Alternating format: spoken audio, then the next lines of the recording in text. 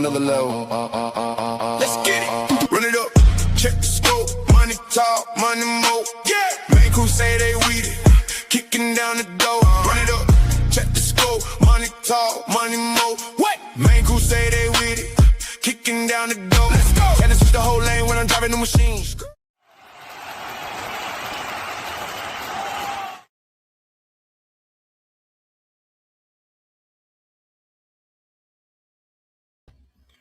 What is going on? It is HPS Heavy Pour Sports late night Wednesday, 10 o'clock on the East Coast, 7 o'clock on the West Coast. But it's time to talk a little bit of ball, and we got a special guest again joining us. We got Mr. Walter Hawthorne and Greg Williams Sr. Let's get them big blown up here. Gentlemen, how you doing? Good. Doing well. Awesome. Well, I'm glad to see, Greg, that you're not driving today. So shout out for that. We should have a clean show. I wasn't driving. That's right. You weren't driving. Whoever was driving, it's their fault. Blame it on them. Yeah. It's the white. So out of fear, my insurance premium is paid up, but I'm still not going to say anything about that. Very well. Silence is not consent in this. Yes, that's correct. We'll get into talking ball a little bit in Kentucky, and we are full on Milan live watch right now. I don't think I missed anything. I just got back fighting California traffic. Got the baby down as I'm fighting and scrolling through Twitter, and then we logged on here. So I don't think I missed anything yet. I just seen something on Twitter. I don't think so. Uh-oh. He's returning to college.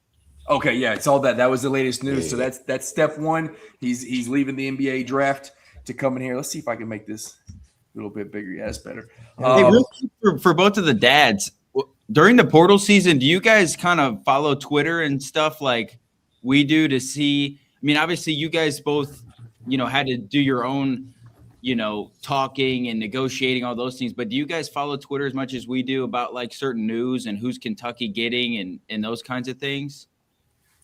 Not at all. What you say? Not at all. Too many calls. I mean, you're getting calls from all kind of teams and stuff like that, and so you're just trying to see what's going on.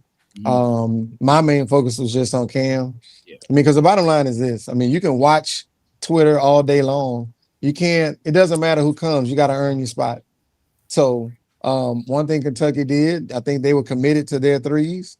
And they didn't get threes. They like who they have, so they were honest about that.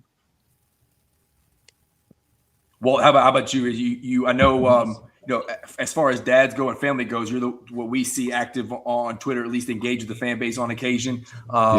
You're at least seeing what's going on, but do you stay in tune to it a lot? Yeah, for sure. I did, just to see, what was going on, as far as it goes. It's being nosy, honestly. You can't hear me? I can hear you, sir. Yeah. Oh, okay. Yeah. No. I'm saying, Walter, I can't hear him. You can't hear me? That's weird. But yeah, we can hear you, Cam. Dad, we can hear you there. Right. Like I can't hear him. Oh, okay. Well, we got to put on the closed captions for Walt. But we can all hear him. You might have to. Okay. If I jump you out real quick, put you back in, sometimes that helps. The old restart trick never fails. Okay. But yes, so you're saying you do stay engaged with the Walt, see what's going on. Oh yeah, basically that's where I get my news from. I don't have any inside sources or anything like that. So whatever everybody else sees, I see it at the same time, basically. You know what I mean? So yeah. Seeing the point guard Kentucky gets and the monitor and the Malachi stuff. I was wondering if you guys as dads of the team followed those things just to see, I guess, who your kids, teammates will be. Yeah. I mean, I do. Oh, well, I mean, I don't. Yeah. And it's only because it's kind of taboo to talk about it among parents because everybody has to do what's best for them. And so, and I'm not going to say people are kind of hiding it, but, everybody has their reasons to do anything. And so that's why when the season is over or really during the season, I try to talk and connect with parents as much as I can and the players because I'll probably never see them again. More than likely. Yeah. Right. And so with the parents, it'll be even less, because when I visit, I was blessed that Walter came a bunch of times when I came. But other parents, I had to wait until SEC tournament, just a few games away. So I didn't see him that much. And so we really don't spend a lot of time talking about anything at all during the portal. But when they commit to coming back, okay, we're going to reconnect, you know what I'm saying? And just kind of talk about, hey, okay, we're going to do this again, right? Like Walter and I, we're going to run it back. It's like, okay, so we're going to hook up again. We got to get something to eat. Now we're going to be more strategic because I know him now where I didn't know him before. So now we can connect and do some things. If the wives are watching, we're just talking about choir rehearsal, Bible study, things like that. Yeah. And then if they're not watching, the other fun stuff. I don't know what you're talking about. Come on, Drew. You try to get him in trouble, man. Come on, man. So we are talking about Milan, who is a T dropped out. We are talking about Milan, who is a wing, though. So I am curious. Both of you guys have been steadfast in not worried about who Kentucky gets or doesn't get. Confident in both Cam, confident in Bray. They got to get the playing time is based off performance in practice and what they do in the gym, and then when they do on the court once the official season starts. But you have Cam, who's a great shooter, Braden, who's showing that he can be a great shooter, at least what we're seeing in the practice film and what he came out in high school. And now Milan, who was the best three-point shooter in college basketball last year on a crazy high attempt rate. Do you think if Milan comes to Kentucky, that's too many mouths to feed, or do you think that's fitting exactly what Pope needs? He needs to be able to spread out, be multiple in offense, have guys who can play 2, 3, and 4, because we know he doesn't like to play guys 30, 35 minutes a game. He wants to stay in that 25 to 28 minute range. Right. Well, go ahead, Greg. I'm gonna put it like this: Steph Curry isn't small. Klay Thompson isn't skinny, so he ate. So if Steph Curry, Milan comes here, then he's gonna get his shots, and I got to be confident Cam will get his shots, and Ray will get his shots. So it's kind of by committee. Everybody has to be ready to contribute, and I say Steph because you're gonna get the best shooter in college basketball coming. So more than likely, he's gonna get his minutes. And so I'm just hopeful Cam is gonna be able to get some minutes and get his shots and be able to show he can do his thing and help the team win. Yeah. What you saying? You agree there, sir? Yeah. At the end of the day, I don't know what coach's plan is. That's up to coach and the staff. You know what I'm saying? So I'm fine with it. You know what I mean? I don't disagree with it. Hey, the whole goal is try to win, try to get the players that we need to get to try to win. You know what I mean? So I think we can win with the team even without them. But it would be a plus to have them as well. You know what I mean? So I'm not against it. I think that's it. I was going to say, I think just to your kids' credit as well, like both of your kids with Braden and Cam, they're both very versatile as well. So, really, they could play the 2 through the 4 probably, and Milan could do the same thing. So, they can, it's not just one or the other. I think they could all fit into the lineup, and 2 of them out there at the same time, maybe even 3 out there at the same time. So, I think that would be, unique and fun for Coach Pope to, and it would be a huge lineup, all 6'8", 6'9", guys out there. So I think that'd be fun, but it's a credit to your guys' kids' ability. They're versatile. They're not just stuck at the 3 or not just stuck at the 4. They can move around and do different things. So it's a credit to your guys' kids and, their bodies, their frames, their athleticism, their skill set. So I think that's really cool. And both of them been eating weights this offseason too. Both of them getting yoked up. Yeah. Yes, sir. Eating steel. Eating steel. He eating pizza too, man. Hey, whatever it takes. When you're young like that, you can dirty bulk. You can afford to, get them calories. Yeah, you can get the calories in. I'm sure he's putting it in the gym. but one thing we talked about last time you were on is Pope and staff. They're not promising minutes. They're not promising roles. They're not promising shots. But I would imagine a guy like Milan, who's going to get paid $6+ million-ish speculation, $6+ million in NIL, probably is going to get told like, "Hey, dog, you got the ultimate green light. We're gonna get you a bunch of minutes and a bunch of playing time and a bunch of shots to try to become the next like Kobe Bryant and go from known as just a pure shooter to an NBA draft pick and playing in the NBA." So do you think maybe that recruiting pitch changes when it comes to Pope and staff, or do you think he just stays true to himself and hope that lands Milan? I can't answer that. I mean, I don't know. It's fair. I mean, honestly, I don't know. You know what I mean? I don't know what is said. Like we don't I'm just reminding you, have I any can't hear inside you. information. Oh yeah. Like we don't have any inside information, as far as, the recruiting goes for Kentucky. You know what I mean? Greg could probably tell you that as well. Can you hear us now, Greg? Can you hear me? He can't hear me. But no, but you can ask him that same question as well. But I don't, I really don't know what's being said. I have no clue, on that piece.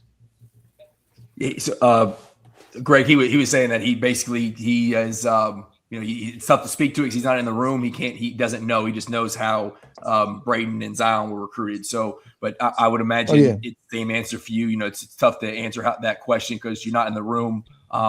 Pope just kind of and staff has to do what he thinks is best to get this player to probably fits Kentucky's system the best compared to the rest of the schools recruiting him. Well, I mean, what Pope says is he's like, look, everybody's brought there for a reason. So Milan is not brought there to rebound. He's not brought there to handle the ball.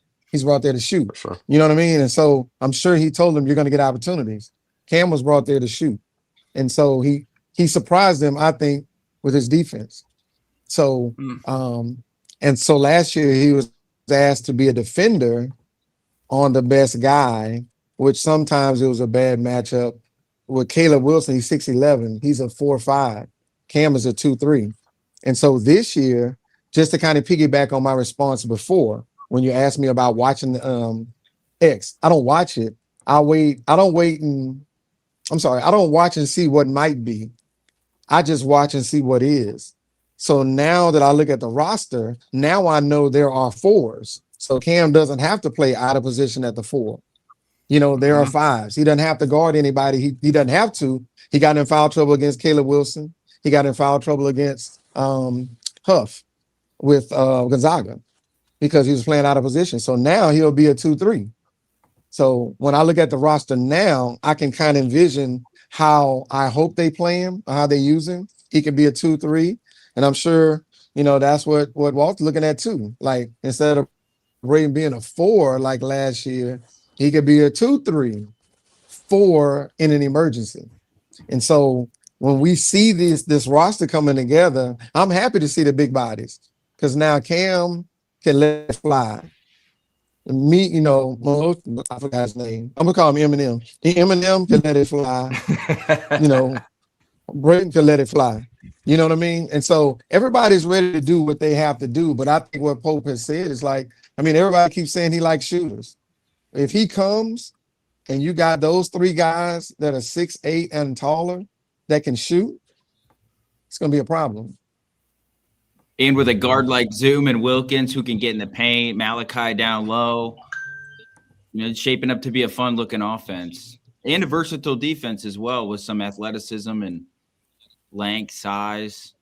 Yeah, absolutely. I mean, I know, Greg, you say you're not on X watching, but one thing that is currently is McBride on this roster, presumably at a 4 spot, whether it's a starter or not, we will see. But he's putting out, and I know it's, YMCA gyms or, 5v5 runs and whatnot. So not a lot of defense, but what he's doing, ball handling, finishing at the rim, stretching the 4. Well, I don't know if you've seen some of the clips. I did. Wildly impressive for a body like his to be able to handle the ball and get downhill. Again, it is what it is. It's summer rec league type runs, but you don't see a lot of fours going tween, step behind, jacking up a three and cashing it, right? Like that's impressive what he's doing. Mm-hmm. Oh yeah. Now look, let me say this.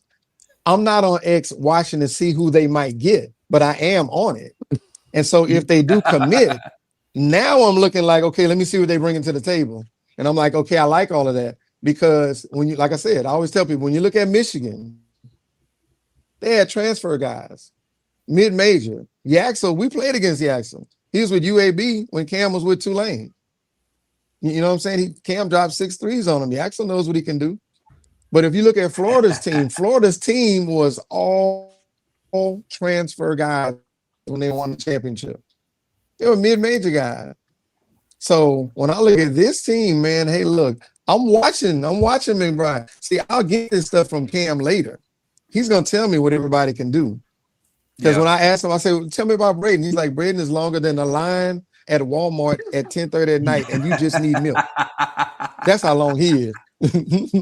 Hey, see, we everybody buying $100 stuff. You just we see if you can kick me out and kick me back in so he he told can me he's hear a me. baller. I was like, well, I saw that in the highlights, and just to see him in practice, like, man, these guys are long, and I like how we can hopefully we'll be able to throw a lot of people out there, because we don't care about starting. We like starter minutes.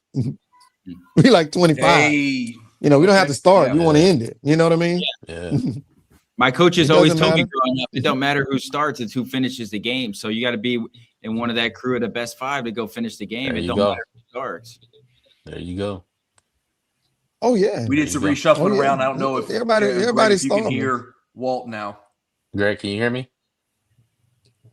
Let me see. Say it again. Can you hear me? Nope, doesn't sound like it. No, I don't think you can hear me. I can hear you. Hold on, you saying I can? hear me? Can you hear me? I don't think you can hear me. All right. I can hear you, Greg, but I just okay. I just we won't be able to hear. Well, I don't know if you two gentlemen, if you jump out, I'll get you right back in. It might be just shut it down and come back. I get you in and see if we can clear it up. But if it doesn't work, then maybe get I'll out just- and hit refresh, and that maybe that will work. I'm not sure though. Okay. and All right. I'll I'm clear gonna you do that. back in. Hold on. Get you right back.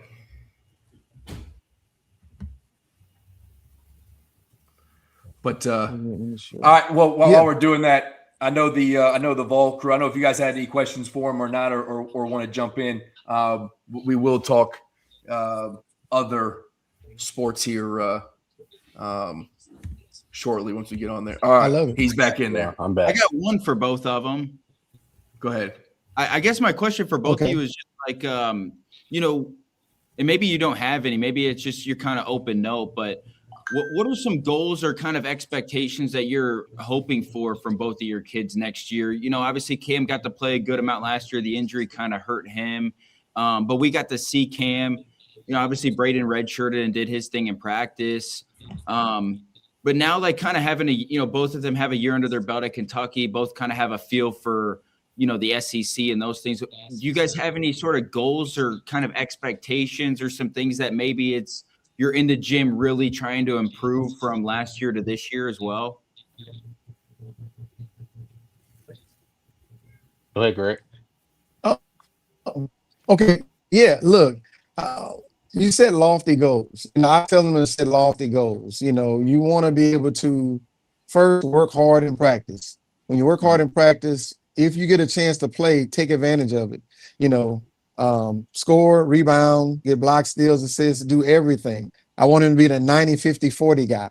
I want him to work hard and be all SEC, SEC MVP. I mean, the sky's the limit. This is the greatest forum in the world.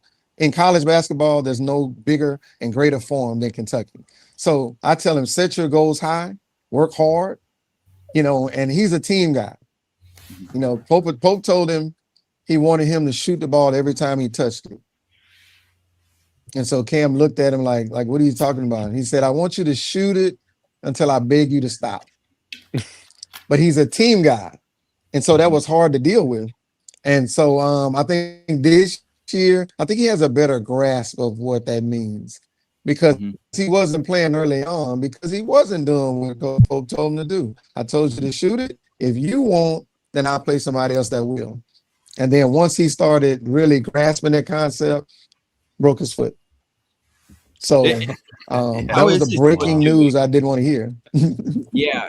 How is he still doing currently? Is he still like rehabbing and stuff, or is he back to 100% normal? No lingering anything. Like is he fully back 100% now? Well, I think he's back as far as he can be. And when I say that, 100% would be him practicing, playing, and there's no difference in the right foot or the left foot. Mhm. But it's still a little soreness in the left. So he's not 100%, but I don't know if he ever will be. You know what I mean? I don't know if he ever will be 100, but he is probably as far as he's going to be as an athlete. He just has to, have some discomfort a little bit, but it's not where it affects his play because he still shoots, he's still playing, and he's not complaining about it. He's a tough kid and he wants to play. He wants to get out there and help the team. Yeah, that's good news. I didn't know if he's still kind of having some issues or anything, but it sounds like he's in a good spot. Mr. Hawthorne, do you have any goals or expectations for Braden this year, or even Zion as well for both of your kids at Kentucky? Well, I can just tell you, like for Braden, like his goals is to show everybody what he can do because nobody's seen it. You know what I mean? So that's his goal. You know what I mean? Of course, his goal is to win too. He wants to win. That's his goal. Zion's goal is to get better each and every day. You know what I mean? And be the best teammate that he can be. Actually, both of them. You know what I mean? So that's their goals. You know what I mean? That for now, you know what I'm saying? So, and just keep plugging along, keep working. That's the goal right now. Just keep working. I like that. Absolutely. So what do you guys, we'll move on to, we'll talk a little Tennessee football and some other sports and just kind of actually, I want to get into the Brennan Thorsby stuff because that was some news and I know Hammer's got some feelings about that. I'd love for y'all to stick around and talk just all sports with us. Yeah. But one thing that NIL has done is drastically change the late first round, second round landscape of the NBA. What do you think that has? I mean, both of you guys have been around the game a long time. Do you think that has a long-term impact for these things like the G League and some of the other startups the NBA is trying to do? Because really the back end of the draft talent just isn't there anymore. And I think your ability to find quote unquote like late round studs or diamonds in the rough or however you want to put it, a sleeper just won't be there because those guys are coming back to college to make $5, $6, $7 million a year. What do you think this changes? How the draft works, what the NBA does to try to combat NIL? How do you think that works in the long run? Go ahead, Greg.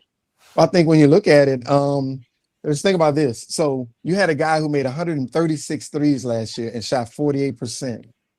He's coming back to college. Like you can't have a better season as a shooter.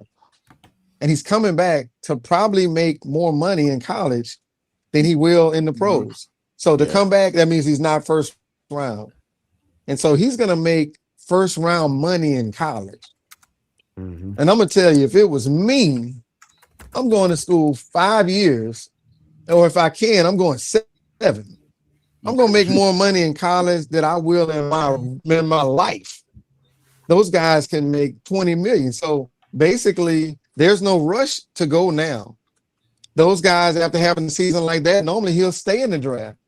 But since if he stays, he might go second and make $2 million a year, only a couple of years guaranteed, to going to college and making $5 1 year. And the other thing is if you think about it, look at PJ Haggerty. PJ Haggerty has a college value, 20 points a game. He can go somewhere and get 2-3 million, but he hasn't gone to the NBA. Now, I'm not saying he doesn't have an NBA value, but if he did, I would think he would stay in the draft, get his career started and go from there. But it's easier to go to college, only play 40 games, make 2-3 million, You got 5 years to do it. If you're a $3 million guy, you're making 15 in college. That's one thing I never Less thought work. about really is, You know what I mean? Exactly. Yeah. It's the money per game situation. I didn't even consider that. Yeah. 80-something games for the NBA versus you playing 30, maybe if you're lucky 40 if you get into the title game. So you're playing half the game for double, triple the money sometimes. It's a hell of a business to ship. It's less wear and tear on the body. You're getting better development so that you can maybe go get that lottery pick money the following year. Mm-hmm. Yeah, and that's the thing. You're talking about the extreme. If you're not a lottery pick, you're not going to make right. You know, that's pretty much the cutoff. Like that last spot on lottery, that's the cutoff for $3 million. If you're anything past that, you're going to make more money playing in college. Right. Yeah. If you're not getting a guarantee, what's the point? Exactly. You know, and most second rounders, most of them get like 1 year guaranteed and then maybe like 1 year team option. So if you're not good enough, they could technically just cut you. Yeah. And they're only for a slight bump in like your second year, third year, whatever, but fourth year is an option. Yeah. And who's to say by year 4? I mean, if you're not with a good organization, and that happens a lot with these lottery teams, right? I mean, you don't have the Thunder and the Spurs and the Knicks and the Celtics out here with lottery picks outside of the Thunder because of a trade. Right. They're going to organizations historically have issues, right? So if they were great at developing players, they wouldn't be picking first, second, third in the lottery. So, I mean, I think it's wildly beneficial. And I've said it for years. I mean, you know, Alabama football players have to take a pay cut when they go to the NFL. Well, that legit is the case in the NBA in a lot of situations. Right. So, look at Carson Beck. Carson Beck for T's Cardinals. I mean, he took a massive pay cut to go to the league, get drafted. It's insane what he got versus what he got paid to Miami as a professional quarterback in the NFL had to take a pay cut. Wild. Yeah. And I don't really. The NBA is obviously a lot different than the NFL because of the roster spots. I mean, there's only 15 guys on the NBA roster. I don't think there's really anything that the NBA can do to change it. I think really the only thing is we're seeing all professional sports in terms of football with the NFL and the NBA is it's getting older. Guys are coming into the NBA and they're like 24, 25 years old, the majority outside of the top 5% of the one and done freshmen that are, 19, 20 years old, maybe. So it's crazy. Like the leagues are getting older. You see sometimes in college football or, transition to the NFL, there will be like 25, 26-year-old rookies. And it's absolutely crazy to see that. But like Mr. Williams said, like if I'm a college student, I would, unless I was a, top 1%er who could be a one and done top 5 pick, top lottery pick, I would be coming back to college too. And I'd probably be entering the portal and going to the biggest paycheck I could get every single year. But because the transfer portal is basically free agency at this point. So that's exactly what they'll do in the league. When G League contracts are, I mean, the average G League contract is not a 2-way contract. The average salary for a G League contract is $35,000. We're talking WNBA money. Right. Not anymore. Not anymore. That's right. That is right, Mr. Williams. You're correct. Right. Yeah. But what were you going to say? I was going to say, I was just going to piggyback on what he said about how the leagues are getting older. Think about it, though. Back in the 80s, early 90s, most people went to college for 4 years. You know what I mean? And then they came out, I mean, you had a few that didn't, but majority of them did do that. You know what I mean? So I just think it's a cycle. You know what I mean? So, I can see that, league. I mean, but it's a different, if you look at the differences, Yeah. T and I have been no, I was just going to say the differences are you're rich. Yeah.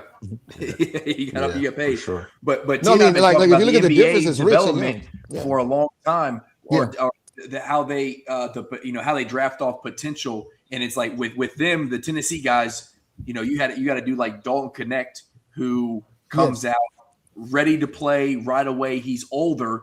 You can actually get him for cheaper before that second contract where you think he's ready to play, and then the Lakers just kind of let him sit on the bench and trade him away. But meanwhile, you take Reed Shepherd, who I love, but still needed some development, sits in the G League, but you take him for a year, but you take him 3rd overall. He's got time to, and by the time he is good in that second contract, you got to pay him a bunch of money if you think he's worth, 3rd overall pick. I've never, until you could talk to it, like we just don't understand the NBA drafting on potential and then like waiting for this long development that costs them more money instead of if you're a program or a franchise that needs somebody right now to win, don't be scared to draft the 25, 26-year-old whose body's built already and mentally probably more prepared for the league than a 19-year-old kid is. All right. Yep.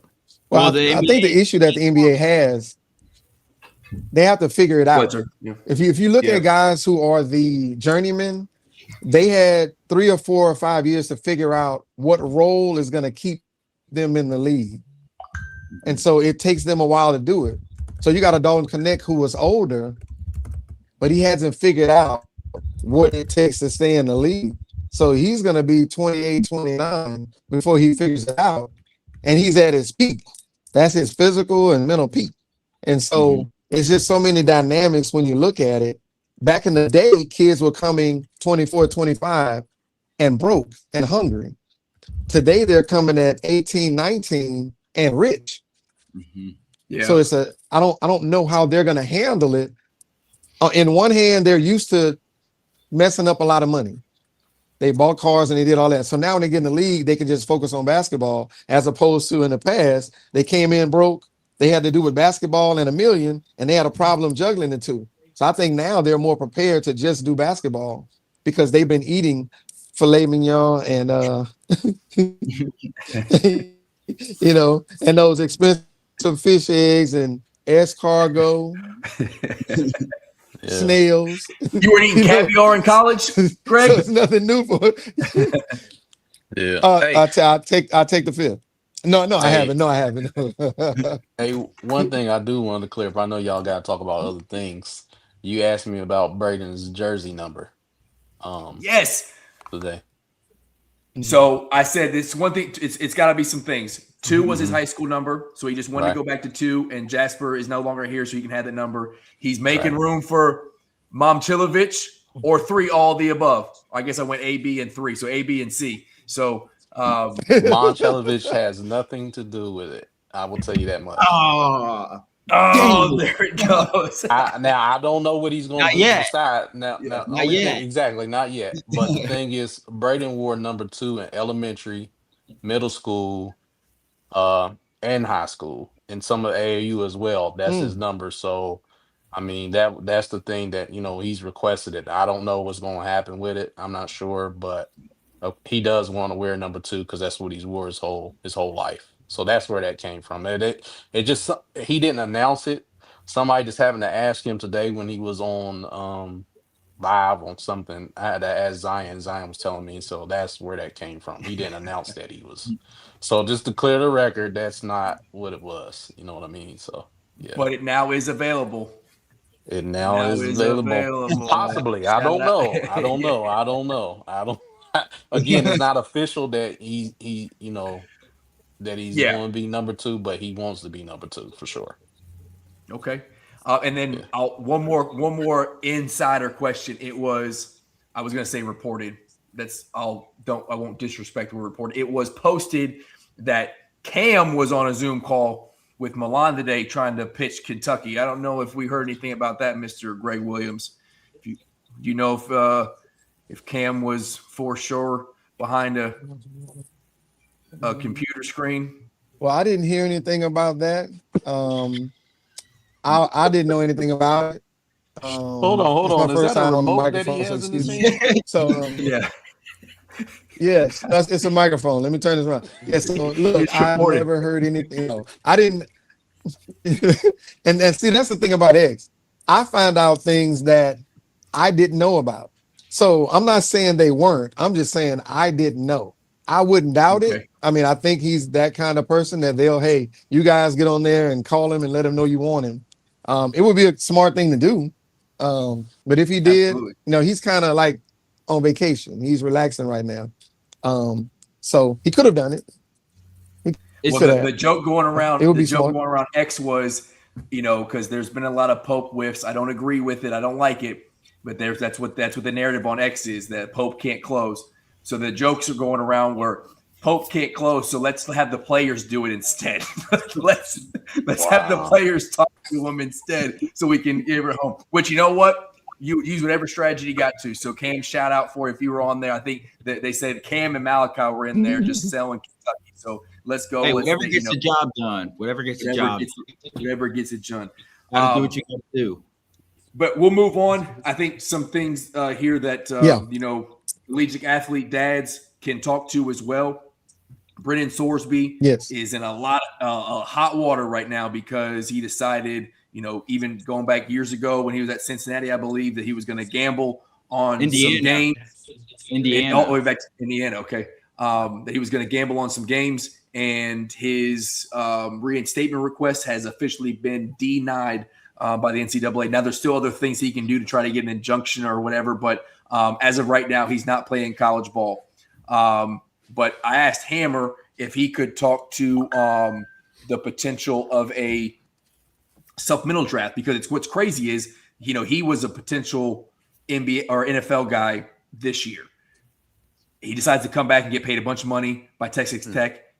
He might get punished by going to the league anyways, but it will take some craziness in the league and whatnot and figure out the bid with them. So, Hammer, I know you feel a certain way about this. You are gambling subject matter expert, and to gamble on games like this takes away from the integrity of the game, which is a massive problem. But I'll give the floor to you to talk about Brennan Sorsby, your thought on his gambling, his reinstatement, and then the potential of him going to NFL in the supplemental draft and how that works.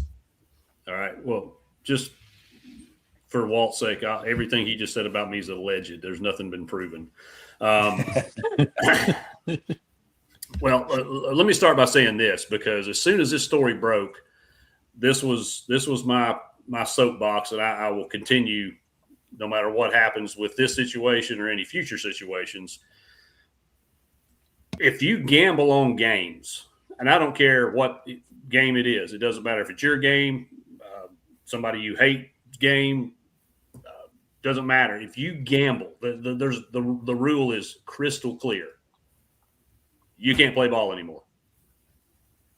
So, first of all, he shouldn't be allowed to step foot on any collegiate athletic facility, building, property, anywhere.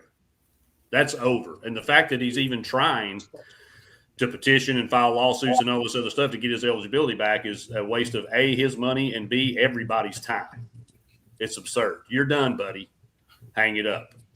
So, because we said it on here before, and I've said it on other platforms, that when we have athletes caught red-handed gambling on sports, it makes it very difficult for anybody to feel confident that they can go and place a bet for entertainment purposes, right? So how can I in good faith put that money down on a game that may or may not be influenced from the inside? There's already, conspiracy theories galore about Vegas having an impact on games based on odds and stuff like that, or how much money comes in, all this other stuff. We don't need athletes and officials and coaches getting involved in that. And it really shouldn't come as a surprise, because we've got NFL stadiums that have casinos and online sports books as their sponsor, i.e. the Caesars Superdome. Well, it's not Little Caesars. That's not Julius Caesars. That's Caesars Entertainment, Caesars Sportbook Casino. They sponsor what we used to know as the Superdome. So the DraftKings is the official sports book of the NFL. Like, we're setting, I say we, the leagues are setting themselves up for this. And we've seen kids that had proxy bets and they get busted. We've seen kids in college making bets on games in the baseball facility. Like, we've seen just some ridiculous activity with this. And the NCAA needs to absolutely dig their heels in and not allow this they got to set a precedent. They got to make an example. And what better way to do it than right now? So they've got to hold steadfast, and there cannot be a judge in this land that's going to look at that and go, "Oh yeah, I think you should be able to play." So he's done. Hammer, to your point too, like even if you're a fan of, let's say, Texas Tech, or you're a coach, or you're even his teammate, like how do you even trust the fact that like he's going to actually, and I'm not saying he would bet on it, but how do you even trust the fact that like he's going to be in it to better your team or to go win? Like, let's say the line's at 27 and Texas Tech's up 24 about to score, and then he just takes a knee or throws the ball out of bounds or purposely throws to the defense. You never know. So, I mean, to your point about like even the sports books trusting him, I think it's also there's a little bit of a trust issue between probably coaches, teammates, and fans of the school that he's playing for. Yeah, no, 100%. Because again, that's the key to any relationship, no matter what it is, friendship, marriage, whatever, trust, right? Once that trust gets broken, it's very difficult to reform that relationship.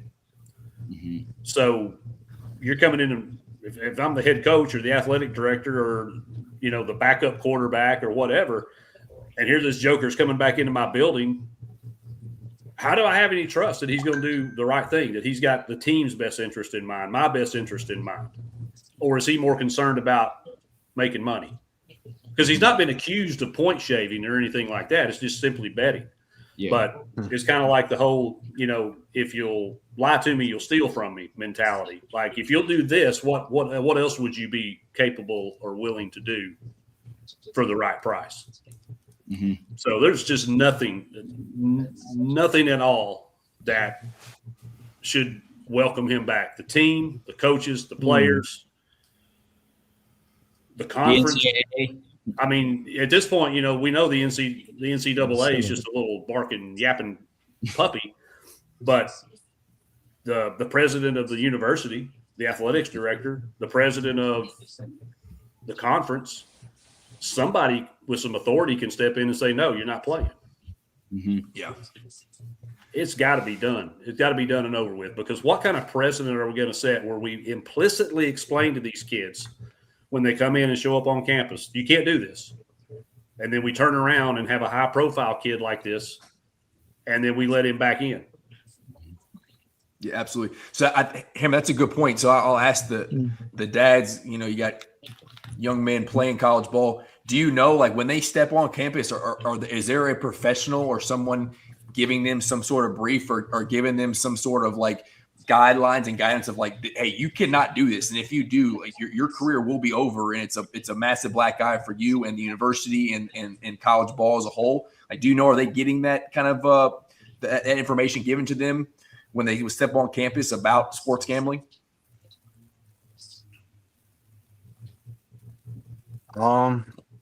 Honestly, I think so. I don't know for sure. I think Braden might have mentioned that. I'm not 100% sure. But I think they do go over that, though. I think, that is something that, I think they take very serious. You know what I mean? So yeah.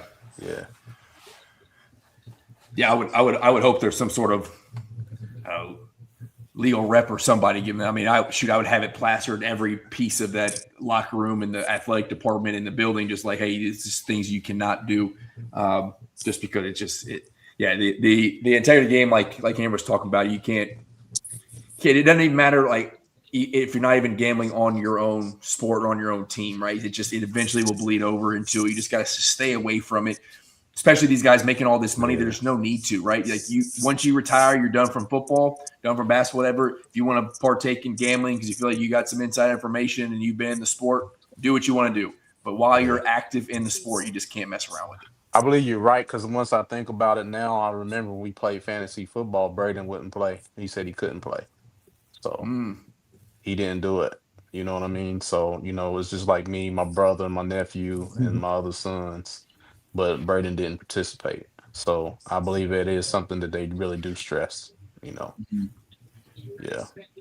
Yeah, I mean, it's simple. You don't stick a fork in a light socket or a power outlet. You don't step out in front of a bus. You don't bet on sports. I mean, it's really simple. It's not like it's just this difficult thing to overcome. And I understand if he in fact does have an addiction, which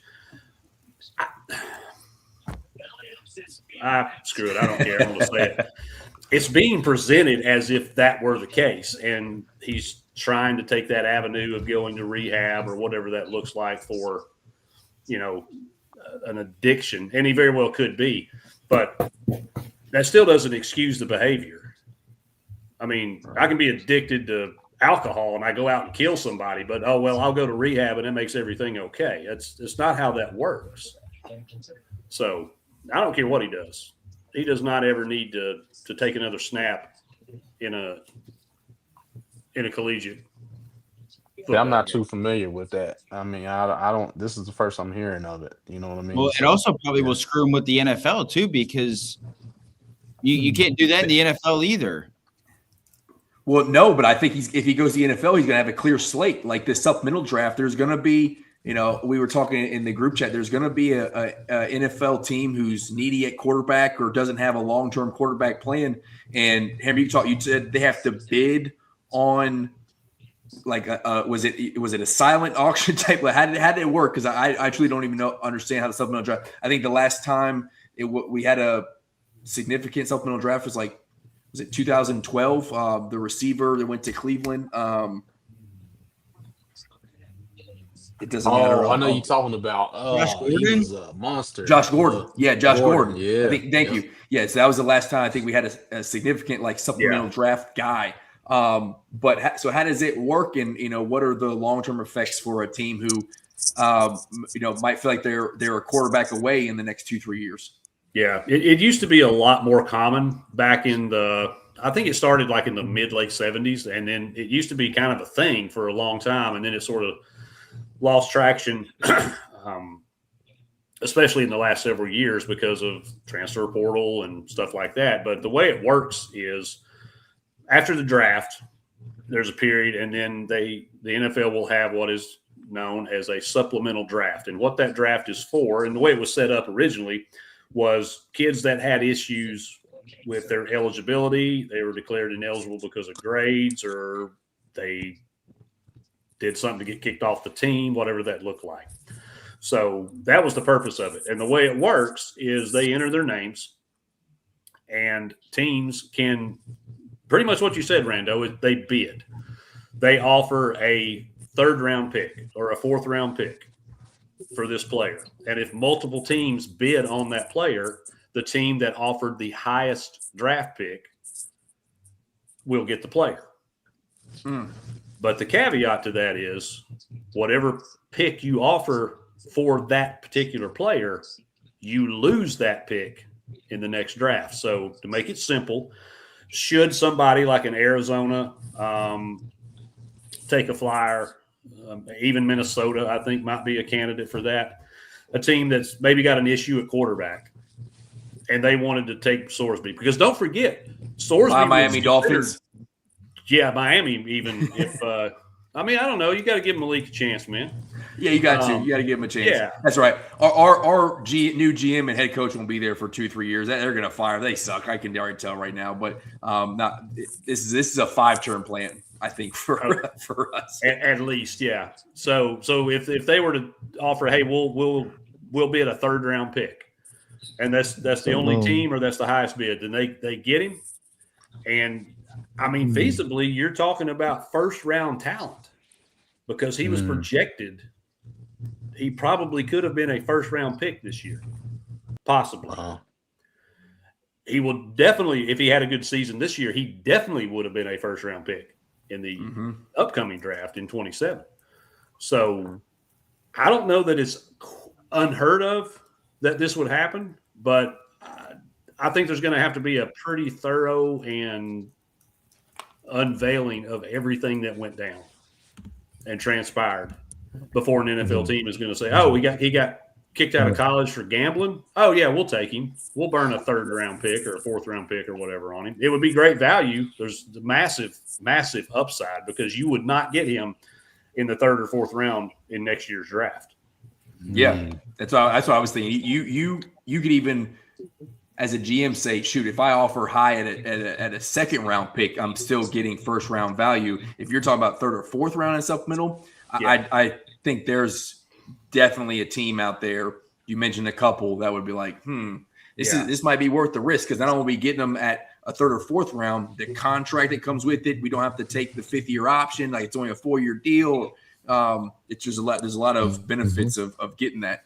Yeah. So look for teams that have issues at quarterback and have maybe multiple mid-round picks. That's going to be the people that would throw their hat in the ring, because, if they've got an extra pick through a trade or, a supplemental draft pick where they, because they lost so many players to free agency, the NFL rewards you with an extra draft pick in a certain round, then that would be a team that would probably be willing to throw it, throw a bid in there.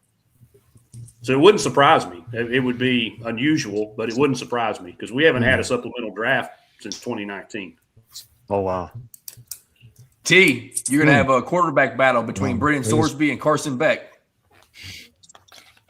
It don't matter. Cardinals going to stink no matter what. Me and T got the same daggum outlook on football. We're like, wait, it sucks. Our team's going to stink. Oh, man. But it's just kind of how it goes. I told you, I'm not even going to feel bad about it. All the cats that are out there in Buffalo right now, when you see me jump ship and become a Buffalo Bill, you can call me a traitor, a bandwagon guy. I don't care. I've already said I might do it. So you jumping ship? If the Dolphins keep breaking my heart, we got rid of Tua, so at least we did something. Yeah, I like Malik though. I think Malik gonna be. I like Malik. Yeah, I think you need to give Malik a shot. I think he's gonna be okay, and I really wanted Downs from Ohio State to anchor that defense, but I do think getting that tackle is good for us, and getting the O-line and whatnot. We'll just see. I haven't all the things that I've heard from our new head ball coach doesn't instill a lot of confidence in me, but hopefully he surprises me. Maybe it's the opposite, because we were super excited about McDaniel when he came in, and then towards the end of it, we realized this guy's a dipshit. So, well, you still have the Jets that you get to play twice a year, Rando. So Oh man. Well, are you a Dolphins fan? No, I'm not. Okay, I just follow football a little bit. Okay. Yeah. No. I'm What's assuming. Hogballer? Greg, are you a? I was curious too. What's Hogballer? What's going on at midnight, Hogballer? He must be waiting for Malik Thomas. He still hasn't made a decision. Billy Richmond's coming back. He did a pump fake, so he was staying. Now he's coming back. Tyler Tanner's returning to Vanderbilt. It seems like Tunde Yesufu's decision might be coming down to midnight. Wow, yeah. What do you think about that, Drew? Do you think he's staying or is coming out? I think he's coming back. I don't think he's staying. Yeah, I think he'll probably come back, and Kentucky might be in play for that one. I don't think they would get him and Milan, but if things go south with Milan, and if Tunde is an open book, we heard when he first entered the portal that UCLA was probably the rumored school, but I guess you never know. Pope recruited him for a long time out of high school, and then things kind of fell through for multiple different reasons, it seemed like. So maybe they still have that relationship that I guess he could reach out to Tunde or something, but we'll see. If I'm Tunde, I would come back. He's probably a early 2nd round pick, maybe a late 1st round pick, and he still has a lot of, he's got to improve his shot and stuff, or he's gonna. He should come back. That's really all. He should come back. Yeah. All the draft boards or mock boards I saw, he was late 1st round, or first handful in the 2nd. So again, you get a guarantee in the 2nd round, though. Come back. You can still get a guarantee in the 2nd round. Yeah, Malik Thomas is the one that's really interesting, because I don't know, like he's NBA ready. He's NBA ready, but he's also like it wouldn't hurt him to come back and I'd probably go average 18 to 20 at Arkansas next year. I mean, the kid can score the rock, but I don't know. Sometimes with kids, like they're just ready to go. Like that was my fear with Milan. With the potential of he's played 3 years, he's been successful. Like maybe maybe he's just done with college basketball. He's done enough and knows that he could go be a role player in the NBA next year and be a 6'8" sniper and doesn't want to do classes and doesn't really care about the money, just ready to go play. He ain't doing classes at Kentucky next year if he comes. Come on now. Shoot. Yeah. Shoot. Maybe a couple. But yes, that'd they're be part all of my student athletes. They go to every class. Greg Williams, sir. These dudes ain't doing class like we did class now. Come on now. Appreciate this. I saw Braden. I saw Braden and Malachi. It was like every Monday morning. They were in a class in the same building that I had, and we had the same time. So I would like pass them in the building. So hey, Braden's going to class. I'm sure they're there, but Drew, you're the one doing their homework for them. If they're trusting me, then man. bad decision. They need to trust their basketball tutors they got. Yeah, no, y'all boys are going to class. It's these transfer portal kids that are in their 4th, 5th, 6th, 9th year. They ain't going to class. Yeah, they're becoming doctors and something at this point. That's the thing. That it's like I just know I would have zero responsibility right now, especially how I was 17, 18, 19 years old, and you give me a couple $1 million to play ball. Like I'm going up there fresh and be like, listen, I know how much you make and how much I'm gonna give you a couple dollars and we're gonna get an A. Deal? All right, we're just gonna roll on. And then so you know, Rando investigated for paying for his degree. Listen, man. Hey, that's kind of what Cal did with Derrick Rose in high school, I think. Didn't they kind of do something for the ACT or SAT or something? Wouldn't be surprised. I don't know. Yeah. I had no clue. Wow. I'm not going to indict myself, but I'm not above that. T knows. Oh my goodness. T knows. You got to get a what? We were on the recruiting duty, man. You just got to get that score, dog. You got to do what you got to do to survive. You got to do. Yep.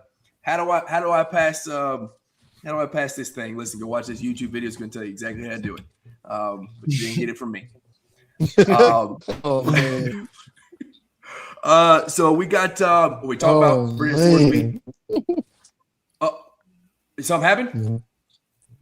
Oh, you're just still laughing at me. That's fair. Right now we got a little Tennessee football news.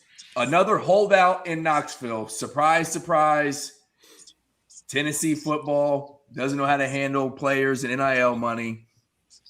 I actually honestly have no idea what's going on. I just saw Tennessee Twitter losing its mind over this guy with his racks hanging down his arm, sitting by his car, not reporting to voluntary. Is it voluntary minicamp? What are they doing right now? I don't even know. I'll let you explain it.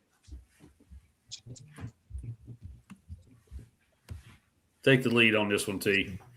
Yeah, voluntary summer workouts.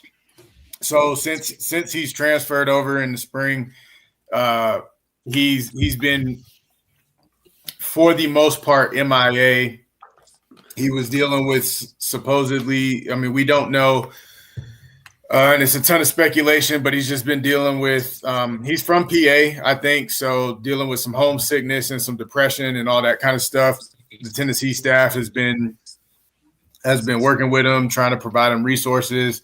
Supposedly they were going to move some of his family down, his brother or something like that. And so we kind of limped through spring ball with him kind of trying to deal with that. And then the hope was that everything got squared away and he would show up here in the last day or two, and he hadn't done so.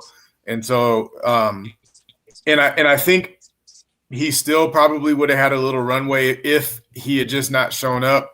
But what's completely lit everything on fire is there's all the mental health reports out there and stuff. So people were trying to be cognizant and respectful of that. But then last week he posts on Instagram and, he's got all his money out here and doing the kind of like your boy, Tyron Stokes, yeah, the same picture, yeah. No, y'all's quarterback. Oh, Calzado. Yeah. Get your money up, Greg. Get your money up. Yeah, and he wasn't on live like counting it or anything like that. Got to get it up. But he was taking some pictures, and the pictures don't align with the story that's coming out. Right, the story is, hey, depression, mental health. I'm trying to get right. get back with the team. But then on the other hand, when you're out here flexing on Instagram, like nobody's buying it. So that's why Tennessee fans are all hot and bothered about it, because they're like, you're telling us one thing, but then you're showing us something else. He was like the top defensive end prospect in the portal. So he was obviously a high dollar guy, and nobody appreciates the fact that we're going to be spending all this coin on you if you can't even be you can't even produce, be with the team, practice, get better, whoop-de-whoop-whoop. So now you got all these people who are coming out, and my sources tell me this, my sources tell me that. You know how I am with that kind of stuff. Like, until the facts come out, I don't really dive too deep into any of that. But that is why Tennessee Twitter is all losing their minds, because it's a very different situation than Nico or Boo, but it's still a situation. And so we're just like, man, this is the third year in a row. Like, what are we on right now? And there is one, and I'm not trying to defend anything here, okay? Because we all saw the same thing. Those of us that have seen it, we all saw the same thing. And the optics on it are horrible. But also, apparently there was something said that he wasn't even supposed to arrive on campus until later this week, either tomorrow or Friday.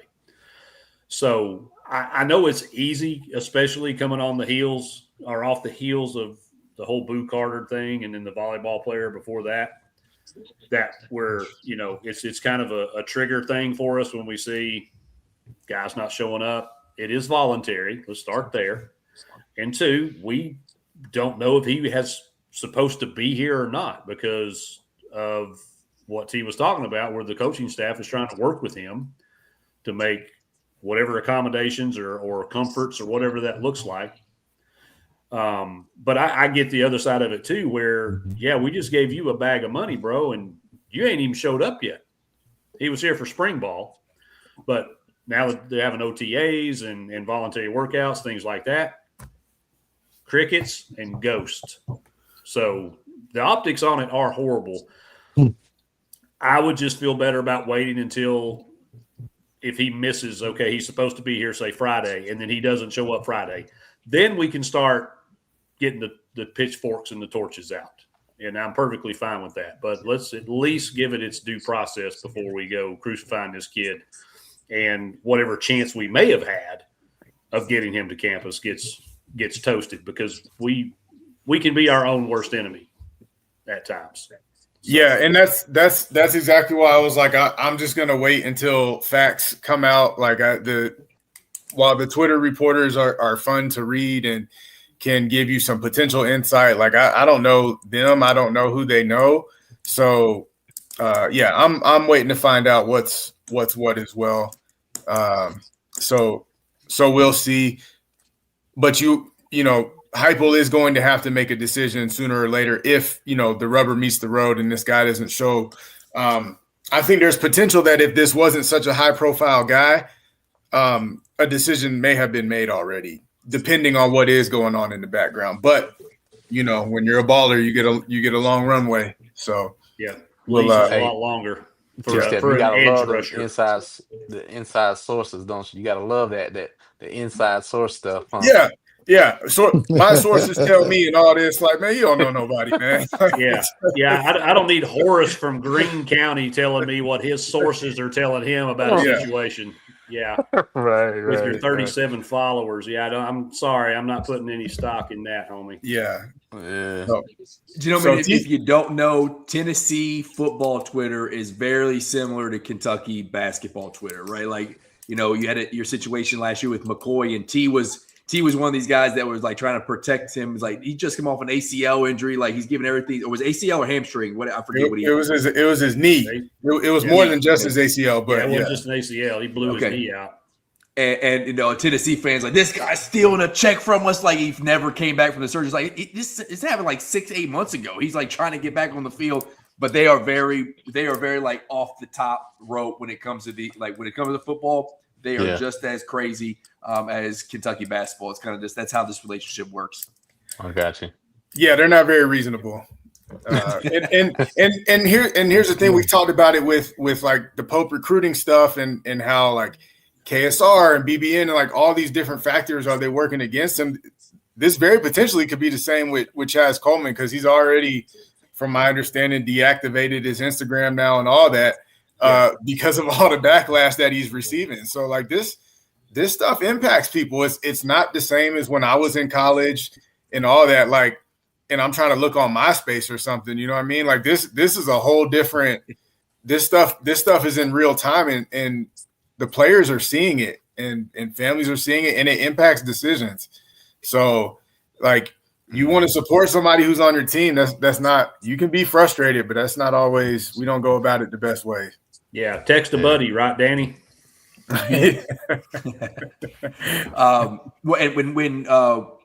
When Walt and Greg were on the show, the first time they came on, we went in that in pretty in depth of like the stuff is seen, right? The stuff is seen. Parents talk about it. Like, do you see this craziness going on here? Like, players talk about it. Like, it's definitely out there. It may or may not have an effect. Like, the coaching staff and the program might be able to kind of give it away. You know, Walt, you said it before. Like, we see the craziness from Kentucky, but the love outweighs the hate. That was a quote you gave me last time. Like, Pope sells how great this fan base is. And Mr. Williams, you might think the same thing. Like, yes, we see some nonsense on the internet. It is the internet. It just kind of breeds nonsense. That's what it does. Everybody's an insider. Everybody has their opinion. Most of it is a complete BS. But we also see the love from the fan base at Rupp Arena, right? In Neyland, and, you know, all the things that bring that make Kentucky basketball great, that make Tennessee football great. Love outweighs the hate. You just have to kind of buy into that and hope that has a bigger ripple effect than all this craziness on the internet. Yeah, the problem is, though, I can look at it, read it, and go, man, you're an idiot.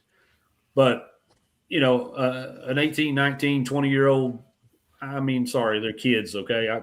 They're kids to me. Young men see this. It has a different impression on it than it does a Gen Xer for Rando there. I'll leave it at that. So, well, I completely agree. People just stop. Kentucky fans, Tennessee fans, Florida fans, all y'all idiots, just shut up. I mean, find you somebody that loves you enough to take your damn phone away from you so you don't do anything stupid on Twitter or Instagram or whatever platform that you use. Just stop. Get some help. I understand what you're saying. I mean, I'm 35, and I get replies in my ex, and I get emotional. I'm like, this mother. I'm gonna find you, dude. Say you won't say it to my face, will you? Right? Yeah. I can't imagine what if, like, you know, if you're out there repping a jersey and you're like, I'm putting in hours and hours and weeks and months and years of work for this program to get you a win. You know, so like you can. You know, like, my mental health is carried by an 18 to 25-year-old young man. Like, how well they play on Tuesday and Saturday determines my entire week. I treat my family different if they win or lose. It's just how it goes, you know? Like, so I can only imagine what it does for the actual individual playing the sport, right? Like, what that does to them mentally. And I try to remember that. Now, do I get critical? Do I, we do come on here and talk about sports, and, we do have to, be critical. But again, in our last conversation that we had with Mr. Hawthorne, is like, there's a difference between criticism and just downright like cruel hate, right? There's a difference there. Yeah, and Greg can touch on that too. Like, I mean, we talked about that too, and Greg made some good points. I know he didn't get to make them, but yes, sir. Floor is yours. I mean, the thing about it is, I tell people all the time, people tell me they believe blue and white or color, whatever team you have. But at the same time, you are ripping into these players. And I always ask people, what is the result that you want? You say he's trash. He's garbage. He should have never gotten anything. And then for the next game, you wonder why he can't focus. Because everybody is ripping into him. So I always tell people, like, listen, if you want a better product on the court, be a better product with your support. Support that. Like, they got people saying that Kentucky's going to be garbage and they haven't even played yet. Like, what do you expect them to do? You're saying they're terrible. And when they end up being terrible, You don't understand why. It's, and so as a parent, if Cam misses the last second shot and they lose a game, he feels bad. His teammates feel bad. And now he can't go to the grocery store because, like you said, somebody who bought a shirt at Walmart, who watched the game on television, is so mad that he missed a shot. And so a guy who's worked 6, with conditioning, weights, practice, individual workout, and then eating, and then study hall, and then he comes home and they try to play a game because they can't get on social media because somebody who didn't have the courage to put their face on their page is ripping them, saying like, how come you couldn't make one shot? I mean, these people who talk about the Kentucky standard, the Tennessee standard, never wore the jersey. How do you know what that standard is? Ooh, bring some heat on them now. How do you know? Come on. I don't know. I've You know been what to I'm a couple saying? games. So, I sit they up way play. up in the nosebleeds. I wish I wore that jersey though. Yeah, I mean, and I can honestly say because that's the thing. Look, they appreciate.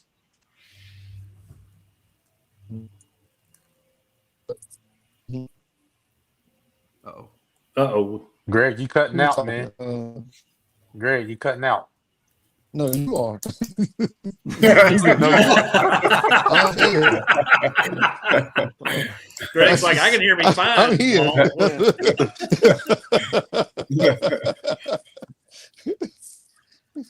But I've been part of the group for coming up on a year. And we've done a lot of shows together. Me and T have done a lot of shows. I've been on with Rando, various.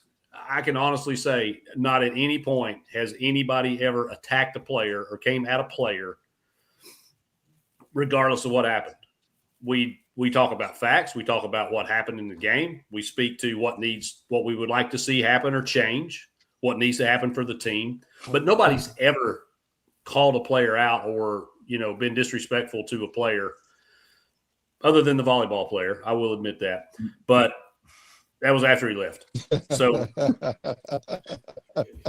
you have a choice. As a fan, you have a choice to what you put on your social media and what kind of garbage comes out of your mouth. And Peanut Butter Posse made a good point. They are casuals. They just repeat what they hear. A lot of people don't even know situations. They didn't even watch the game. Right. And they're just regurgitating what somebody else said so they can be part of the hate group. And that's just ridiculous. Yeah, I would point to the fact that they just don't have the knowledge base, right? So you really can't provide much analysis. You really can't break down what went right or what went wrong. And so instead it's the ad hominem attacks, right? You just start going at people's character and all that because you don't have anything legitimate to talk about. And besides Rando and his craziness, sometimes we at least try to do a good job with that. Rando will tell us what his gut will tell him sometimes. In my heart of hearts, I believe we going 11-1 at Kentucky football. But besides that, we try to lean on our limited knowledge basis. On the way positive side, though, I feel like if you're gonna be one way, be super positive. It might not be realistic, but I or just be realistic, man. I can't do it, T. I cannot do it. I'm well aware. T, we're already up to 7 wins on the football schedule. Yes, 7. We're getting 7. We're gonna be at 9 or 10 by the time. We got to meet up at a tailgate. I'm gonna be in Quantico here in a couple months. I'm gonna be putting some miles on the car. We gotta go to a football game and see Will Stein do some stuff. Okay, just let me know. Yes, sir. For sure. State Line's going to be doing tailgates. Don't worry. By the time the season starts, you're right. It will be 12-0 from Rando. Yeah. Like don't worry. The one is there now. He will talk himself into an undefeated season. 12-0. Hey, I like it. I've got it written down from from Saturday that we'll be at 10-2 by July 15th. So I got you. 7 wins, but we're going to get there. Bama. Oh man, the Bama game at 3:30 is kind of a bummer. I think DeBoer knew if they gave us a night game in Crow against Bama, he was walking out of Lexington with the loss. So, oh my gosh! That's But I just want they to gave go us Rando's the one saying that. I'm not involved in what he's saying. we I'm I'm rocking with Randall on this. Let's go. Yes, let's go. And I don't know about the Bama game. I know a lot of Kentucky fans, or at least like the super big football guys, think we're going to get Bama. I'm telling you right now, we're getting Lane Kiffin in LSU though. We're smacking Lane Kiffin in Lexington. Telling you right now, he's going to be sleeping. You see what he's IGing right now. He is too worried about what's going on in campus. I did not. What did he do? I don't know what he did. Oh, he just go look at his IG repost. That's all. He's just being Lane Kiffin. Yeah, he is. I don't. That's not how to. He's bird dogging. Is that what you're saying? He's doing some stuff. He's doing him and I just say him and Ogeron down there. That football program going to be dangerous. Oh, there might be Will Wade in there. Wade. Yeah, they'll be on probation before the season's over. Basketball team will start on probation. Yeah, that's. And I don't know. I don't know what you do and don't want to talk about. That's something we talked about last show. We had Hunter Sanson on. He's a bracketologist. He does a lot of college basketball stuff. He's from Northern Kentucky, but really covers Xavier, Cincinnati, the Norse. Who else did I miss? Hammer. Pretty much all college basketball. I guess he's got to be tied in for the bracketology thing. Yeah, he personally covers those teams though that you mentioned. Okay. Yeah. But he was super not happy. Kind of went off, and I think we all feel the same way on the panel here about Will Wade and the team he's putting together, and just kind of make a mockery of college basketball. Last Wednesday I went crazy on here. Yeah, it's seeming like guys who like RJ Lewis, guys have been in the league for a year, multiple NBA teams coming back to college. As someone who's got, two boys in the game right now, trying to come up who haven't had their chance, getting their chance now. It just seems crazy that the NCAA has no guardrails on letting these guys play again. And Will Wade has not been known to be the most ethical coach, right? So it's like he's just taking advantage of there being no rules. And we said the only way that you can really stop it is by the NCAA telling them the one thing they still control is the tournament. Like, sure, you can play all these games you want to with these guys who shouldn't be eligible, but all those wins aren't going to matter because you're not going to play in the thing that makes you the money and get you the prestige, which is the NCAA tournament. Right. Yeah, they currently have a guy that's committed that is 26 years old. Right. He's played in the league. But you got to look, that's going to change, though. That will change after the 5-5 passes. Yeah. Potentially really soon. Yeah, that could be really soon, for sure. Yeah, but the whole thing's asinine because there's a rule that once you enter the draft, you lose your eligibility. It shouldn't even be a conversation. Yeah, right. It's a little bit different now because used to be if you enter the draft and you hire an agent, you were done. Yeah. But now I don't know what the rules are. I guess now if you enter the draft and you don't withdraw, then that should be it. That should be your cutoff. Yeah, because most of these kids have agents anyway for their NIL. Yeah. So the agent doesn't matter anymore. The agent really doesn't matter. It's if you enter the draft and stay in the draft and get drafted, whether you get drafted or not, doesn't matter. If you enter the draft, you're ineligible. I mean, it's that simple. And I don't understand why we are having lawsuits out the wazoo. And, we've talked about it. You get in front of the right judge, you can get anything you want. Yeah. So now you've seen the thing with the international players next that's next. Yeah. So that potentially is going to affect Usman's status. Now it was potentially, I don't think it was interesting that Kentucky posted their get to know Usman and Jaye the same day that came out. So maybe I don't know if that was happenstance or if that was hey, don't worry, he's going to be eligible. But that's a massive piece that we think at that 4 spot is a lot of potential that may not be eligible, which would be a super bummer because we just found out that Hunter Sanson said he's going to be the next Kevin Durant. So yeah.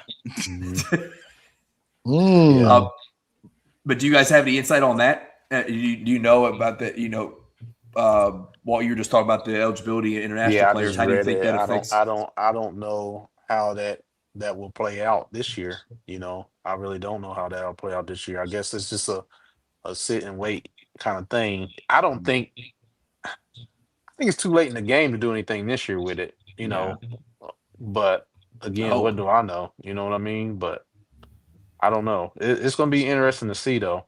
You know, they're cracking down on. I definitely think that guys overseas, they're challenging them, but the guys that are over the hill, they deserve a shot, man. You understand? They deserve a shot, baby. Mark Pope is winning. Yeah, that's our starting point guard right there. Let's go. And there you go. 57 is not taken. So we can, use that number. We don't have to convince Braden to give up his number for a player to come in. Well, the only 57 that's really working is a 57 Chevy. So I'm hoping that the Ferrari he's talking about is still in the garage. Okay. I hope it's there too. We are all hoping, and I think we got all the pieces to get there. Maybe holding out on one more, but I know when we talked last time, y'all had me completely sold on the roster as it is. I think Milan is icing on the cake, and it'll get some folks outside of the program to believe. But it seems like the ones inside the program believe in what we have right now. If the season were to start right now, it's controversial, but my thing is when you look at Pope, he's won 3 tournament games in 2 years with an injured roster. Now I'm a glass half empty, half full guy. I'm very positive. And I would have been happy to play on this team and be able to play in a tournament and win a game each year. Sweet 16 the first year. He won just think about it. Who won the SEC regular season title in basketball last year? Florida. Who won the SEC tournament? Florida. And they ended their season the same time we did. So, it's a tough job, especially when you have injured guys. Last year is a serious what if. Like I said, we beat a St. John's team who ran through the Big East. Ran through it. And so, look, Iowa State, we need to get, Milan so we can have a talk to him and ask him why they wanted to do us like that. But he owes us. He should come to Kentucky. He owes us. Who he owes is those Tennessee folks down there because they locked him up, and he needs to. That's if I'm pitching him, I'm like, listen, you're gonna play him twice a year. Let's go ahead and let's get that comeback. Hope you say I've swept them both years. I've been here. Randall, you messy, man. You messy, man. You're a messy man. That's a good way to describe me. That'd be a polite way.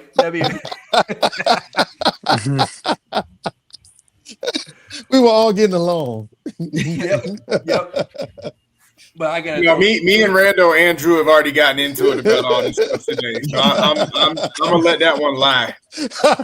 Hey, you ruined my moment on Twitter earlier today. Yeah, I'm gonna let that one lie. I already told Drew about himself, and me and Randall have been getting into it for 13 years. So wow. I will allow it to lie for now. Yeah, he did say you can't complain. You volunteered for it. 100%. Well, I was born into this. This was not a choice. I'm sorry. Yeah. I love it. It gets real messy. Wow. T and AB, who's not on the show, he is forward deployed at the moment. He's a Louisville fan, but we all came in together. So the core three when this thing first started, we had a Kentucky, Tennessee, and Louisville fan, and we all been friends for going on 14 years now. So I don't know how we managed it to work. The Louisville fans, my son's godfather. What the hell was I thinking? My goodness. That's just kind of how it's come together. And T's son's godfather was a coach of Florida. So we don't even know what we're doing. But somehow we're making it work. But it makes the show unique. That's for sure. Y'all are advocating for civil war. Yeah. That's what you're doing. What we can do, we can chop it up and talk about it. But and we go back and forth at it. But there's not a show like this where you have those three rival fan bases and can come on here and talk it up and have civilized conversations for the most part. T does come at me on Twitter sometimes, and the problem with him knowing me for so long is he knows exactly which buttons to push to get me for sure. He knows exactly how to come at me. So it's just how it goes. But we had anything else we were going to talk about? Let's talk about that's exactly why I said that cope thing, because I knew the cope was going to get y'all all hot and bothered. It's trigger word. Yep. I know the trigger words. Yep. I was going to say, what about the NBA playoffs? Oh yeah, well that's a good way to end it. Yes, it's been great. Unfortunately, we don't have a game today because the Cavs suck and you get swept by the Knicks. But so let me ask y'all: do you think the Knicks win? Do y'all think the Knicks have a chance? No. Before yesterday, I would have said no. But man, they've won 11 in a row and they're hooping. They are. They shaking his head no. He's got no faith. I don't know, man. They're shooting it well. They can. I think they probably have the best offense in the NBA. They can guard too, because Mikal Bridges, OG Anunoby, like those dudes can guard. Well, will Jalen Williams be back? I guess is the question. I think well, if the Thunder win, I think he'll be back for the finals. That's a key difference maker. But doing what they're doing to San Antonio without their second best player, like Oklahoma City, man. We're missing AJ Mitchell too. Like he's been hooping in the playoffs. There's something serious. But Jared McCain's stepping up huge. Cason Wallace is having to step up huge defense. It's crazy. Do we have to pump the brakes on our Wemby anointment? Like, I don't know what happened yesterday. Like, dude got one field goal. He's like an every other game game guy right now. Yeah. So what you think about Wemby? What do you think about Wemby? Man, I think he's a unicorn of unicorn, like 7'4". He's a generational talent. Yeah. Yeah. And he might even be. I think he's more than generational, personally. It's crazy. 7'4", moves the way he does. That 3-point shot he hit in game 1 from 35 feet, no hesitation, just caught it, shot it. Dead. If he didn't make that, Thunder win game 1, the series is over now. But his defense is incredible. He can do it all. And he's only in year 3 too. Like, that's the crazy part. He's special. Yeah. He's super special. Mm-hmm. Yeah, I was telling Rando last time, like, generational is somebody that we'll see, like once a decade or something. Like, we have never seen Wemby, and I don't know that we see him. I don't know that we see him again. He's like what everybody thought Porzingis was going to be, except 2.0. Yeah. So barring injury, and we hope that he don't get injured, do you think he might be the best to ever play the game when his career is said and done? Yes. I think he could be. You got to talk about him that way. I think basketball-wise, you could be like he was one of the most talented, unique players we've ever seen. But to be the best ever, like, you got to go get the rings. You got to win the MVPs. He's close. But already he can do that. But that's hard because, like, we look at Mike with 6 rings. We look at Kobe with 6 rings. Bill Russell with like 12 rings. So like you got to have the individual stuff, but you also got to have the accolades around it too. I think individual, he'll have tons of accolades, probably multiple MVPs. Shoot, he might have 10 Defensive Player of the Year. It's just, can he win multiple rings? But here's the thing: how long did it take Mike to get his first? Exactly. Yeah. But this is the other thing. Oh, wait a minute now. You talking about Mike now? Now you pushing the wrong button now. No, hold on. Now let's talk about it. Now, before Mike won his ring, he was MVP of everything. He came out 28 a game. Yeah. So the thing about being the best ever, you got to have the individual, you got to have the championships, but the way that you affect the game is what's important. It's very important. So Wemby, at this point of the game, has to elevate. If you want to be the greatest, you got to elevate when it really matters. But he's affecting already. He is affecting. Like, well, now crazy. He's affecting it now, but they're down 3-2. So he's got to win the next game. Well, he's had two pretty poor performances so far in the series, too. At least to the standard that the Spurs need him to play. He's been like an every other game guy. So he didn't play very good last night. He'll probably be awesome tomorrow night in Game 6. Then I guess we'll see. If the Spurs win, can he do it in Game 7? We'll see. But yeah, he's unique. Yeah. Basketball wise, he's a baby. Mm-hmm. He's a baby. He seems like he has the mentality, which is a lot of us complain is lacking in the NBA right now. Like everybody's buddies and all that. Like he clearly is not interested in any of that. So he's already commanded huddles and commanding the locker room in year 3 as a young guy. Like that's impressive too. That's what I'm saying. He's a baby. In year 3, this guy put up 41 and 24. Mm-hmm. So just imagine him 3 years from now. And this is his first playoff run too. Like that's the crazy part. He's got to not be dependent on somebody like De'Aaron Fox leaving these last 2 games or being injured. Yes. You got to be able to take over in games, and he hasn't really done that. Like he's been a presence, but De'Aaron Fox not being there and Cass having to run the point consistently. Right. You're still not getting what you need out of the backup guys. The role players for OKC have been better, but you got to be able to step up and take over a game. Wemby, like you're saying, is still in that baby phase and maybe not able to do that yet. Yeah, he's disappeared a couple times, and remember, because Greg, I'm a Jordan guy. Yes, Mike averaged. So am I. In the playoffs. Averaged in the playoffs 33 a game. His entire career averaged 33 points a game in the playoffs. But he still didn't win until the 90s. That's right. It took him, 6-7 years? It did. Yeah, that's what I'm saying. So that's when you get Wemby. I agree with you there. But but this is the thing. He didn't just win. He dominated. Right. He dominated and still lost, though. No. I'm talking about when he won. Oh, yeah, he dominated. He dominated. For sure. When no one else ate when he ate. Yeah. Right. So if we're talking, greatest ever, that's just the kind of stuff that I think we need to see, right? Yes. That level of performance for sure. and consistency. But the guys. But you can see it. You can see it. It's there. He's That's got what the I'm saying. potential all over him. Yeah. But this is the thing, though. You know what's most important about him, though? It's where he is. He's in a franchise that knows how to put together a team and dominate. Yeah. San Antonio is amazing with what they've done. If they lose this, if they're smart enough to figure out the piece that they're missing, why couldn't they beat the Thunder with their second best player out?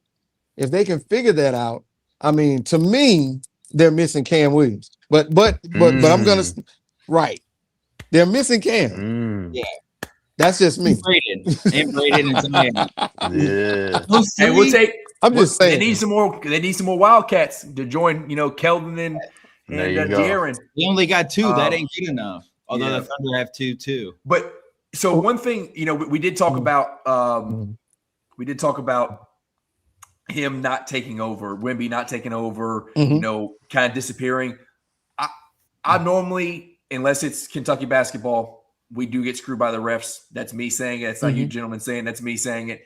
It didn't seem like these last 2 games have been pretty one-sided when it comes to the OKC whistle versus Spurs whistle and the holding and hooking on Wemby and some of the missed calls. I'm just saying it seems like they're. But then Wemby hooked him too. I mean, it was a little top between. I didn't see that. I didn't see that, Walt. And we wonder why. Yeah, he was just getting that payback. But I do think that the Knicks have a chance against OKC if or whoever moves forward the way they're playing. And again, I'll go back to it. I do think there's going to be it'll be better for the NBA if the Knicks win championship. I'll just leave it at that. You said what? Think about this though. If you're looking for what's best, then it would be best to have 2 juggernauts. Unfortunately, both on the same side. So 1 year San Antonio wins. OKC won last year. San Antonio wins this year. OKC comes back and wins because what for the Knicks have to win this year because I don't think they can beat a healthy Boston Celtics with Tatum and Brown. And so you were able to beat Philly was able to beat a weakened Celtics team, and but Detroit, ran into a juggernaut. And Detroit. Detroit's going to be 1 year, more experience now. So and the Cavs. Yeah, and the Bron Cavs might go back to the Cavs for his last year. Yeah. And my Magic apparently are getting Kyrie Irving. So so we got some people who disrespect who LeBron is on this show. Oh, absolutely. We got some people who are insanely disrespectful to LeBron. So. Really? No, not insanely. I'm just saying. Yes, insanely. Okay. Sorry, wow. Insanely disrespectful. And Tobias Harris. Oh well, yeah, and he doesn't like Tobias Harris, but that's not disrespect. He just doesn't like Tobias. But yeah, they want to act like LeBron is a scrub. So LeBron is probably the second greatest ever behind Michael Jordan. That's right. What my argument is. No, it's not. It is not. That is not your argument. Don't do that. No, I said this is where my argument is. It is MJ 1, it is Kobe 2, and it is LeBron 3. No. Hold on. Where's my popcorn? All right. Keep going. Let's go. Me and him aren't gonna we argue this in circles over and over. So he's not gonna get me riled up. I was just trying to let y'all know there are some people on this show who do not respect greatness appropriately. That's all. There's one person. Put him third. No, there are two people. There are two people. Uh-oh. One is my fellow brethren with an orange hat down there. There is nothing wrong with putting him third on Mount Rushmore. When you talk about well, he's fourth on mine, Rando. So okay. Oh wow, that's fair. Wow, that's fair. My Mount Rushmore, I'll tell you right now, is MJ 1, Kobe 2, Bron 3, and then because the impact can change on his game, and I'm a '90s baby, so it has some effect on it. I put Steph right on there on the fourth show, just the way he changed the game. I put him on there. I heard Shaq talk about it. He was like, the only thing that separates Steph from these other greats that I just mentioned was like they had monster dunks and they could get to the rim. They had the finishing move. Steph's finishing move was a step back 3 from 30 feet. Like he just changed the game. Rings too. He's got 4 rings too. Or so 3. that would be mine. And again, my argument for why I put LeBron behind Kobe is all the things you guys mentioned before of like the impact that he had. And I forget which podcast it was. It wasn't The Pivot. One of these, it might have been All the Smoke, or I don't know who they were going back and they were making the argument about why MJ is above LeBron. And it was one of them created greatness where he was at, right? Yes, the organization built around him, but he didn't have to go anywhere. He lost early and they built around it, and he stayed and was hungry in Chicago, did all the things, Defensive Player of the Year, MVPs, 6 rings, 2 3-peats. Kobe did the same thing in LA. Yes, he wanted to go potentially, and there were some trade rumors, yada, yada, but he stayed in LA and he won his second set of rings. Like he won with Shaq, then he went with Pau Gasol and that crew. Like what he did there was impressive as hell, and he did it all in LA. Didn't go chasing with a super team. He did it right there.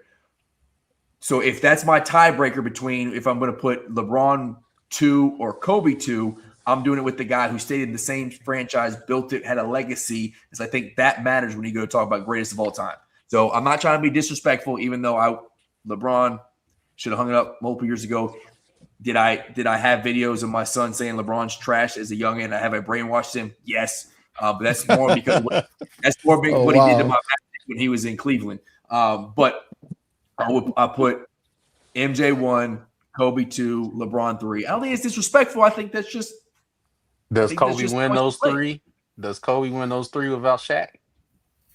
Does LeBron win any of them without Kyrie or Wade or but come on, Ray Allen? That shot Ray Allen hit.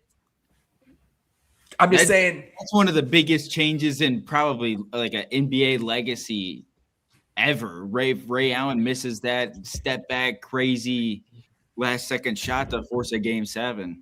But you gotta look at this. Look at the impact. Okay, y'all say LeBron left. I get that, but the team that he left, what did they do the following year?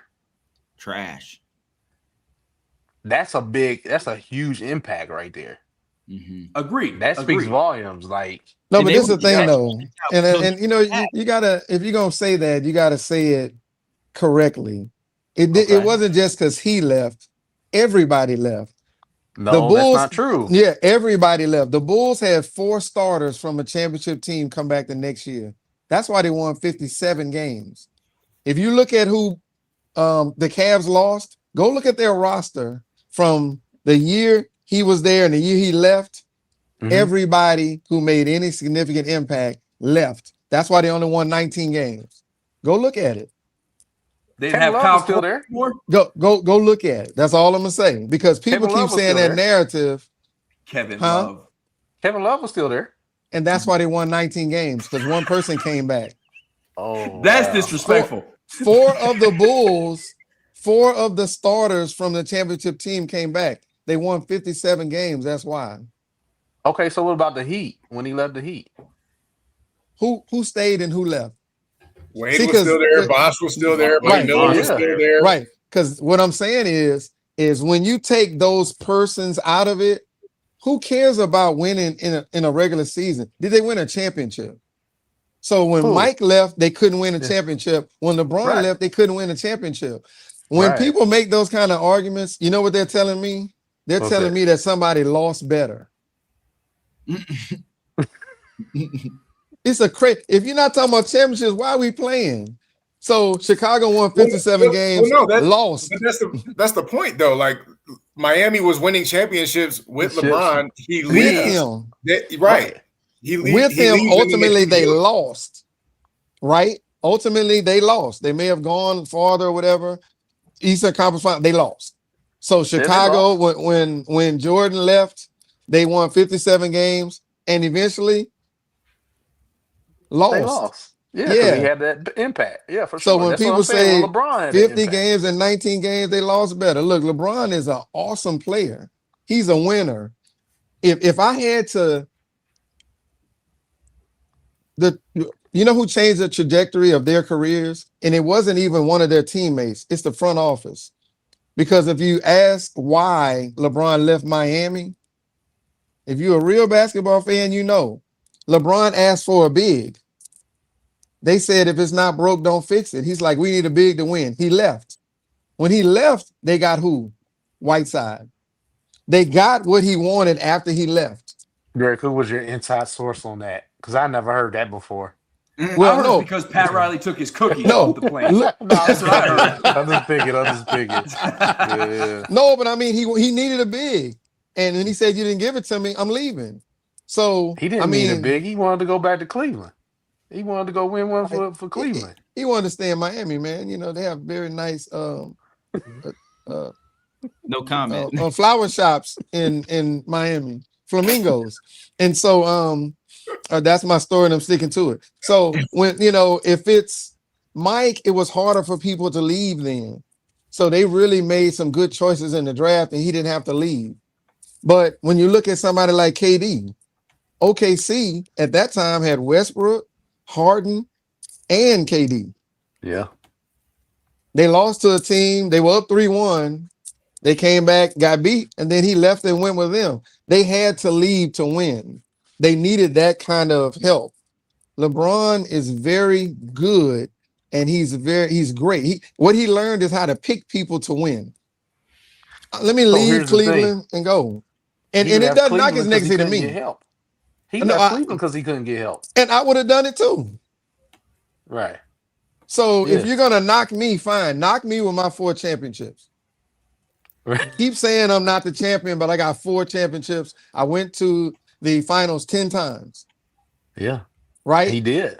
And I tell people all the time, I love MJ. So you talk about losing better. You talk about losing better. Do you take away some of LeBron's greatness as that number 2 player? He got there 10 times and only won 4 of them. Yeah, like great, you got there a bunch of times, but you don't close. Like you don't close is crazy. He took a team where his second best player is Matthew Dellavedova to the finals. Like what do you mean he didn't close? Andre Iguodala got an MVP because he held LeBron to a triple-double in the finals. I don't take anything away from LeBron. The only time I respond in these discussions is if they try to disparage MJ. Let's just go by their resume. You won't get that on this show. No, what I'm saying is that's me. If somebody says something bad about MJ to lift their guy up, then I'm coming with the razor blade and I'm gonna snip you off at the knees. Because we never said that nobody was better than Mike. No.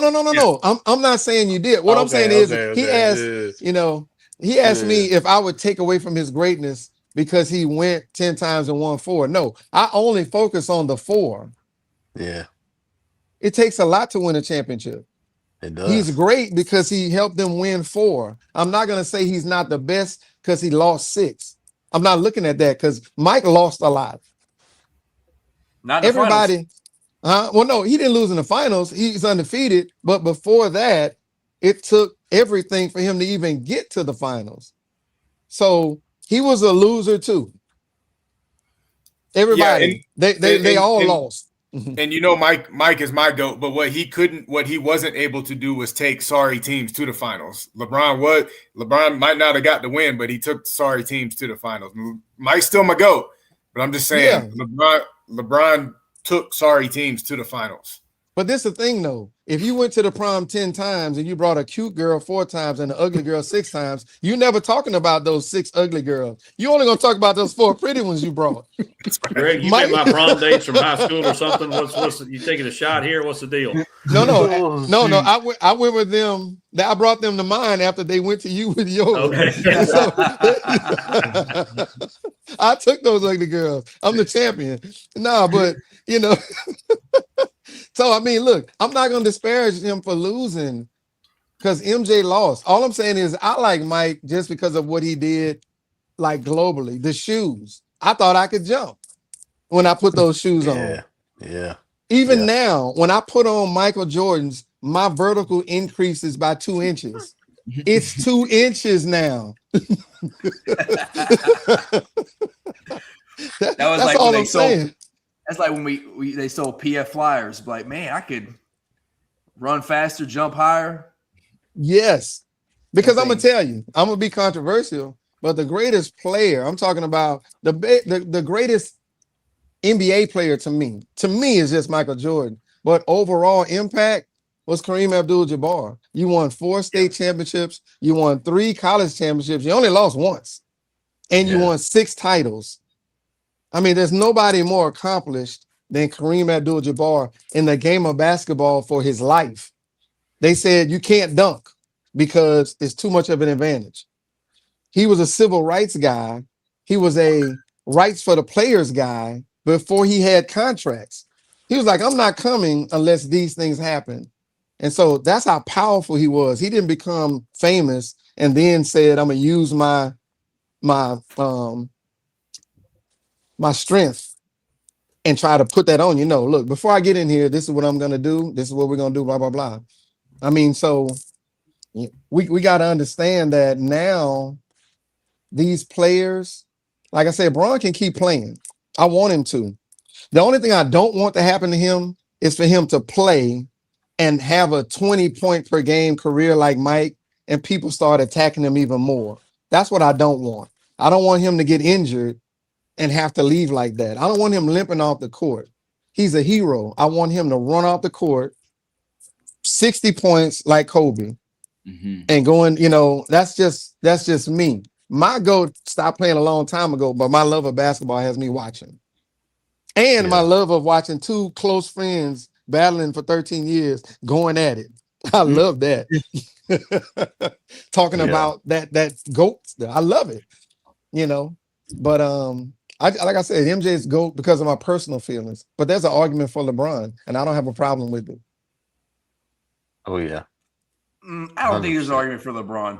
And one day T will realize that I'm right and Kobe is number 2. One day. That day is not today, but I gotta go with T on that one. Randall. T, I tried. T, I tried, man. He's just full of, because he grew up on Kobe, just like he is with Kentucky. He just goes with his feelings all the time. He doesn't take any kind of rational approach.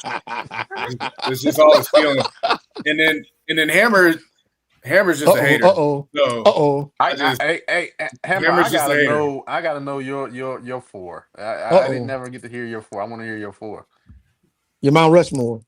Jordan, Bring him up to the top. Kareem, Bill Russell, and Magic. Ooh, that's a strong group right there. Who do you bump? LeBron apologists. Who do you bump and put LeBron on there? All 3 of them. Yeah, whoever you had at number 4, because LeBron is number 2. I'm not even making it personal. Because whoever you had at number 4 gets bumped. Just yeah. Slide them all down. I like that. Yeah. Yeah. Just move them on over. That's all. I'm old enough to watch goodness. all of them play, except Bill Russell. I don't have memory of Bill Russell, but I know 11 championships. And I watched Kareem, and I watched Magic, and I watched Michael. I watched Magic play in college. Michael Jordan's the best basketball player I've ever seen in my life, and there is no comparison. There's nobody that enters that argument for that spot. And it's like I've told T, I mean, and he's right. Part of it is I do not like the way LeBron has had to travel and put teams together around him. Michael, they drafted a team and Michael made them all better. And that can be argued, and I understand that, but that's my perception of it, is that he had to bounce teams and chase rings to be able to get what he got. And that's not to say once he got on there, he didn't make them great. He did. Yeah. And then I think it's a little bit of a tarnish the way he's kind of embraced the flop over the last few years. But at his age, to do what he's doing at his age is still remarkable. He's a phenomenal athlete. Yeah. He has, eclipsed several records that have been long-standing, and he's carried the torch that Michael passed to Kobe, and carried the league for pretty much his entire career. So it's not that I don't respect him. It's not that I don't think he's not a great basketball player. It's just I feel like the impact of some of these other guys are more significant to me. And again, I'm old, so. Well, he can play till he's 41 because he's only playing 35, 40 games a year. He's got a college schedule, basically. Low managing and for the last half decade. Come on now. Wow. The hate is real, huh? Dang. Greg's like, don't even put me on this show. No, I don't want T to go off. I think he's done a good job. I think he's holding it in. I just don't want him to release that fire, that wrath on you, man. I mean, he's being great because I'm a new guest, and I see him holding back. So let me ask, since we're talking about this. I'm always in with Mike being number 1, so I'm with you on that. My bad, Walt. Go ahead. Oh no, you good. I was just gonna ask, since we having this conversation. I like this conversation. Who do you guys think that could have been in these conversations, but they were injured and they never really had that chance to be in these conversations? My answer is Grant Hill every time. I'm from that era, so he was my favorite player growing up. So for me, it's always Grant Hill. I mean, so I got 4. Brandon Roy is there. Brandon Roy, that's a good one. Maybe not GOAT conversation, but he would have been definitely not GOAT conversation, but he would have been up there. Derrick Rose. Two of mine played for Orlando. Penny Hardaway. Penny Hardaway and Tracy McGrady. Penny Hardaway. That's my other one. That's my third. Yep. Yeah. So I got Grant Hill. Those two dudes. In no order. Penny Hardaway, Tracy McGrady. You know who my 4th is? And Greg people Oden. always forget. Huh? Greg Oden. Oh. Larry Bird. I guess the reason people don't think of him is because he's already still up there. But you're right. He would have been even higher. I agree. Yeah. I think Derrick Rose is one. I absolutely think Derrick Rose is one. Here's my only counter. My only counter for you on D Rose. How similar is he to Russell Westbrook? right? Like their whole game was predicated off explosiveness and athleticism and all that, Derek. And that's how MJ was, that's how Kobe was, and that's how Flash was, right? But then they evolved their games in their latter years to where they could work in the mid post and shoot and not out athleticize people. What Russell Westbrook never did, he never evolved his game, and his game always was predicated off of out athleticizing people, and he can no longer do it. And so even though he had all that ability, he's a Hall of Famer, but he's not an all-time great. So that's your only thing with D Rose. Was his game before the injuries, was he going to evolve it so that when he couldn't explode past everybody and dunk on everybody, was he still going to be super dominant? And I'm not saying he wouldn't have, but that's just my one, like, what if along with his injury. One for me too, and I'm not saying he would have been one of the greatest of all time, but Boogie Cousins, man, he was so good and so dominant for so long. You know, he used to put up like 55 points and 25. He was like Jokic before Jokic. And man, he just had some terrible injury luck. And I mean, John Wall was the same way. Like, I don't think they would have been going down as the GOATs or anything, but two guys that could have been legends of the game that just their legs gave out from them and they could not stay healthy. And Mark Stoudemire. Yeah. Yeah. I think Ralph Sampson's in that conversation too, because, you know, he won Rookie of the Year and then made 4 straight All-Star teams. And then just his knees just absolutely collapsed on him. He was never the same after that first injury. So who knows? I mean, how many All-Star, possibly MVP, defensive, whatever. I mean, there was a lot of things ahead of him that he got taken away. Yao Ming might have been one. Yeah, Yao Ming is in, I think also too. Those he had like foot problems, didn't he? Yeah. Yes. Yeah. No, don't talk about that. He said, "Oh yeah, yeah." No, so we're coming up on 2 hours. We'll close that soon. But you got me thinking. I really like this conversation. Who's a player that didn't get a ring that you like, one of your all-time favorites? You're like, man, he would have potentially been in that conversation of, you know, arguing for greatest of all time if they could have had just a ring to close out their career. And Charles Barkley, Patrick Ewing, Karl Malone, John Karl Stockton, Malone, Reggie Miller. I mean, those guys were killing. Now, the longevity of their dominance is short. I think Utah had that period of 60 wins where if they won those games, Mike he's 4-2. And they're 2-0, right? And so, even if LeBron had won some of those series, you don't have a 5-win San Antonio team. They could be 3-4 instead of 5-2. You know what I mean? And so those guys, the whole trajectory of their career probably changed. Because think about it: if Dr. J didn't win with the Sixers,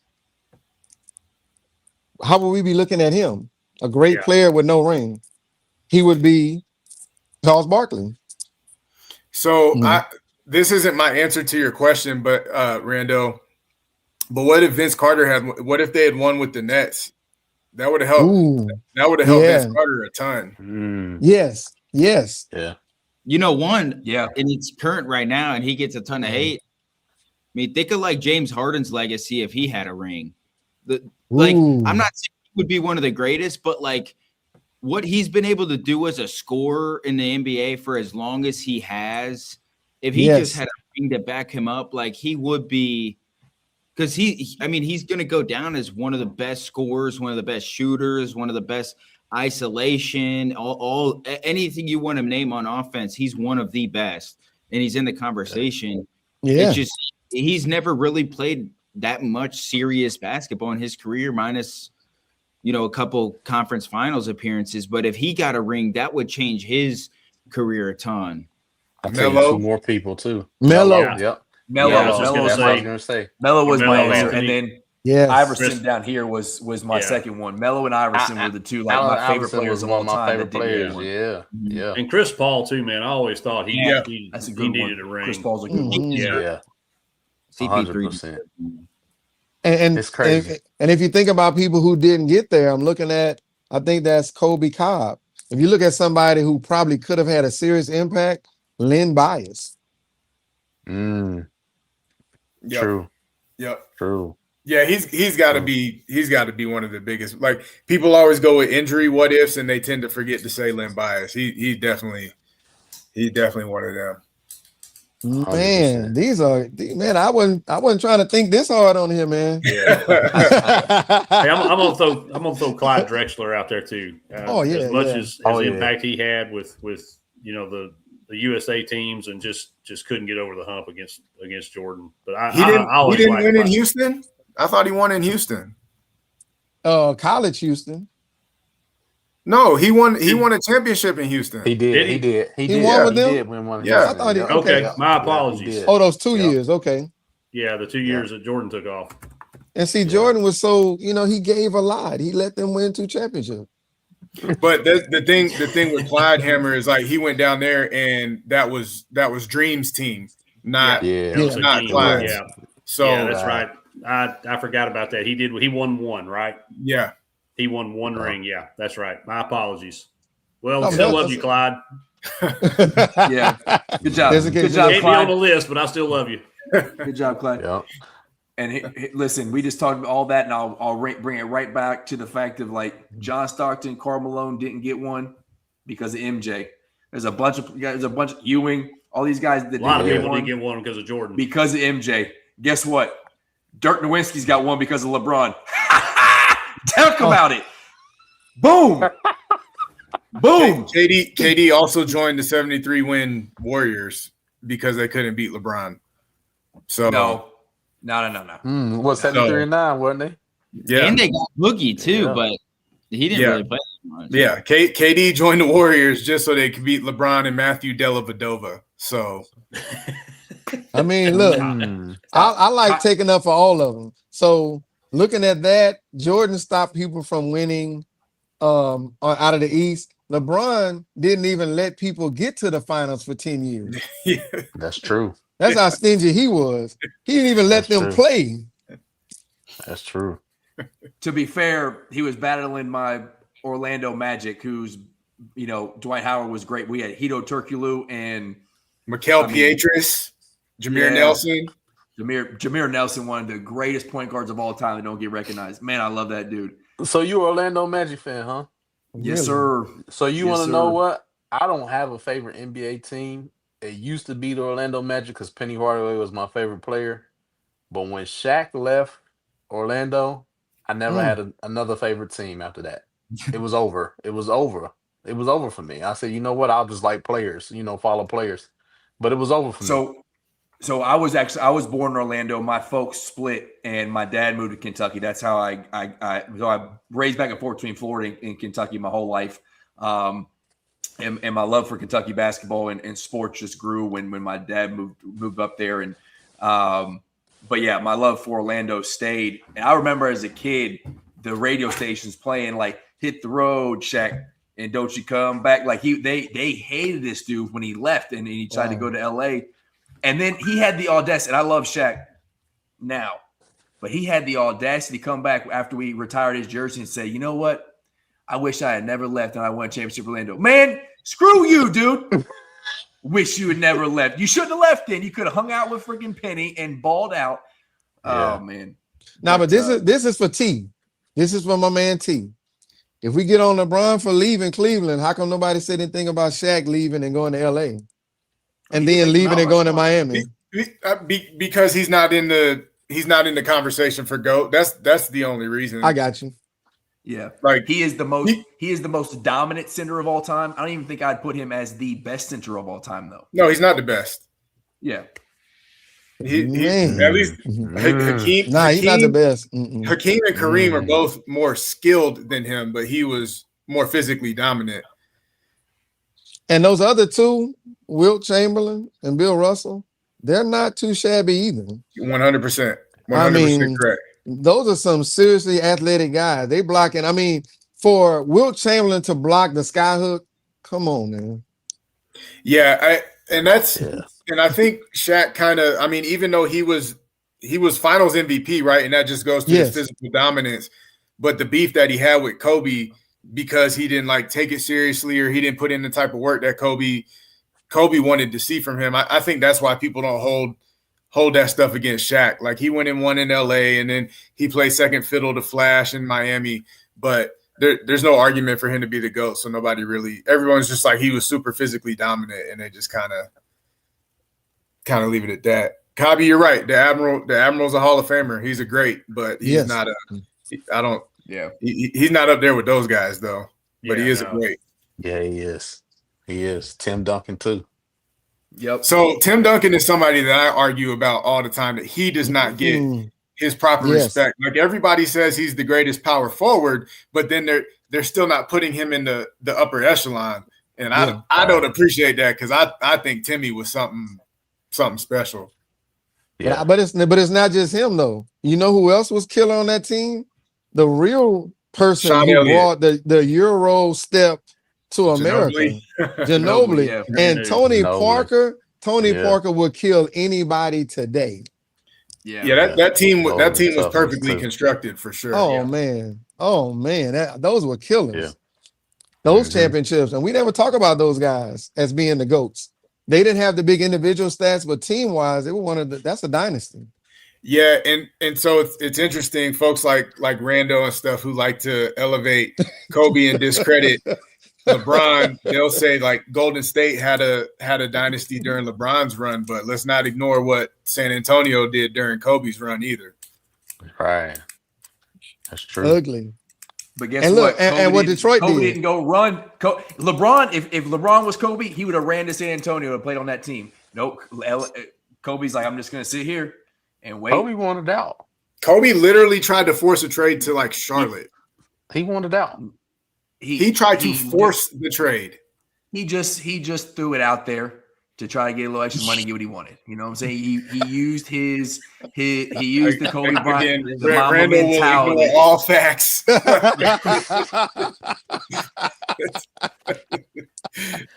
Facts is a really good story, T. Yeah, exactly. He got it wrong. He just had a little dust up.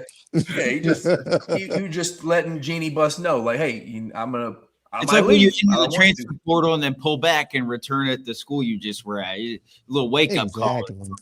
Yeah, exactly. But gentlemen, I appreciate you y'all joining us. It's always a great time when you come on. Appreciate y'all. Hey, there's one more thing I just wanted to throw in. I didn't get to throw in the last time. Yeah. You know who has a hooper? Rando got a hooper. He got a little hooper. Yeah. Oh, really? He got a little hooper, man. So I just wanted to give my shout outs to little man. He's a hooper. Appreciate that. I can't wait to show him that.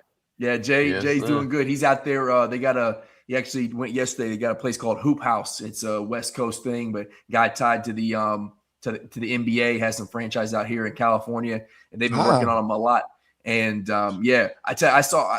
we played one-on-one. Here's what you can't do. If you got a competitive kid, you don't let them win not once, because I was told by the wife, listen, he's getting beat up. You never let him win. I was like, of course not gonna let him win.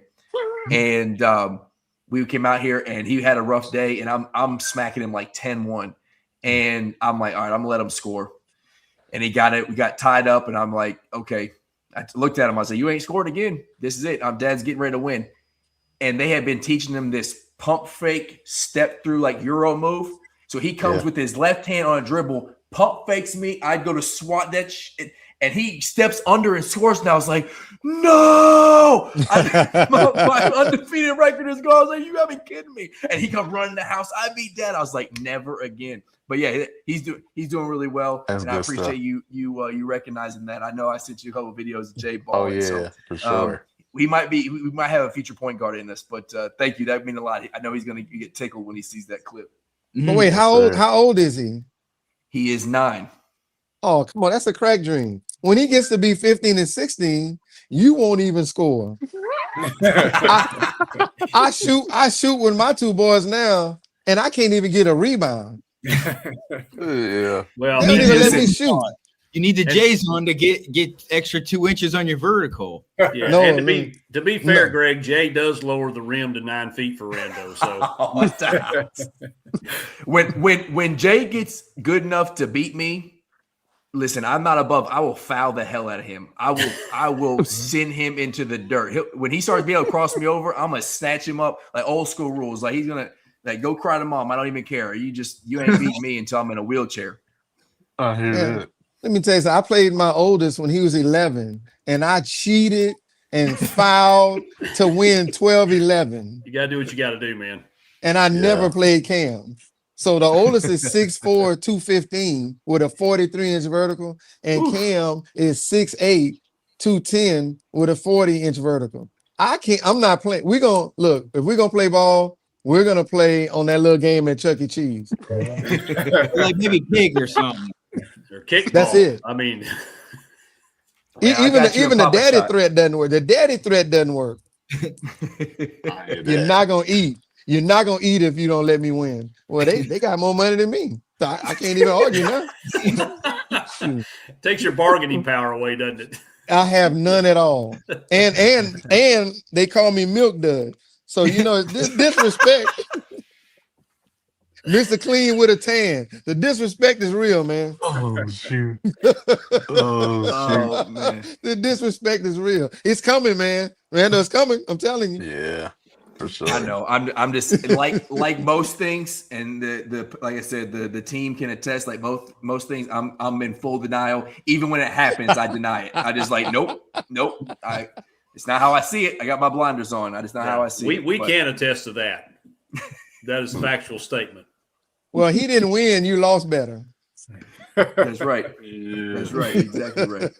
Exactly right. It was a Oh, No, close. thank you so much for joining us. You guys are welcome anytime. You just let me know when you want to come on, chop it up, and we will be happy to help. Happy to have you on, especially during basketball season. If you want to come on, and I do expect another 2 wins in the regular season against Tennessee. So feel free to jump on when we get those done as well. T, that's your friend.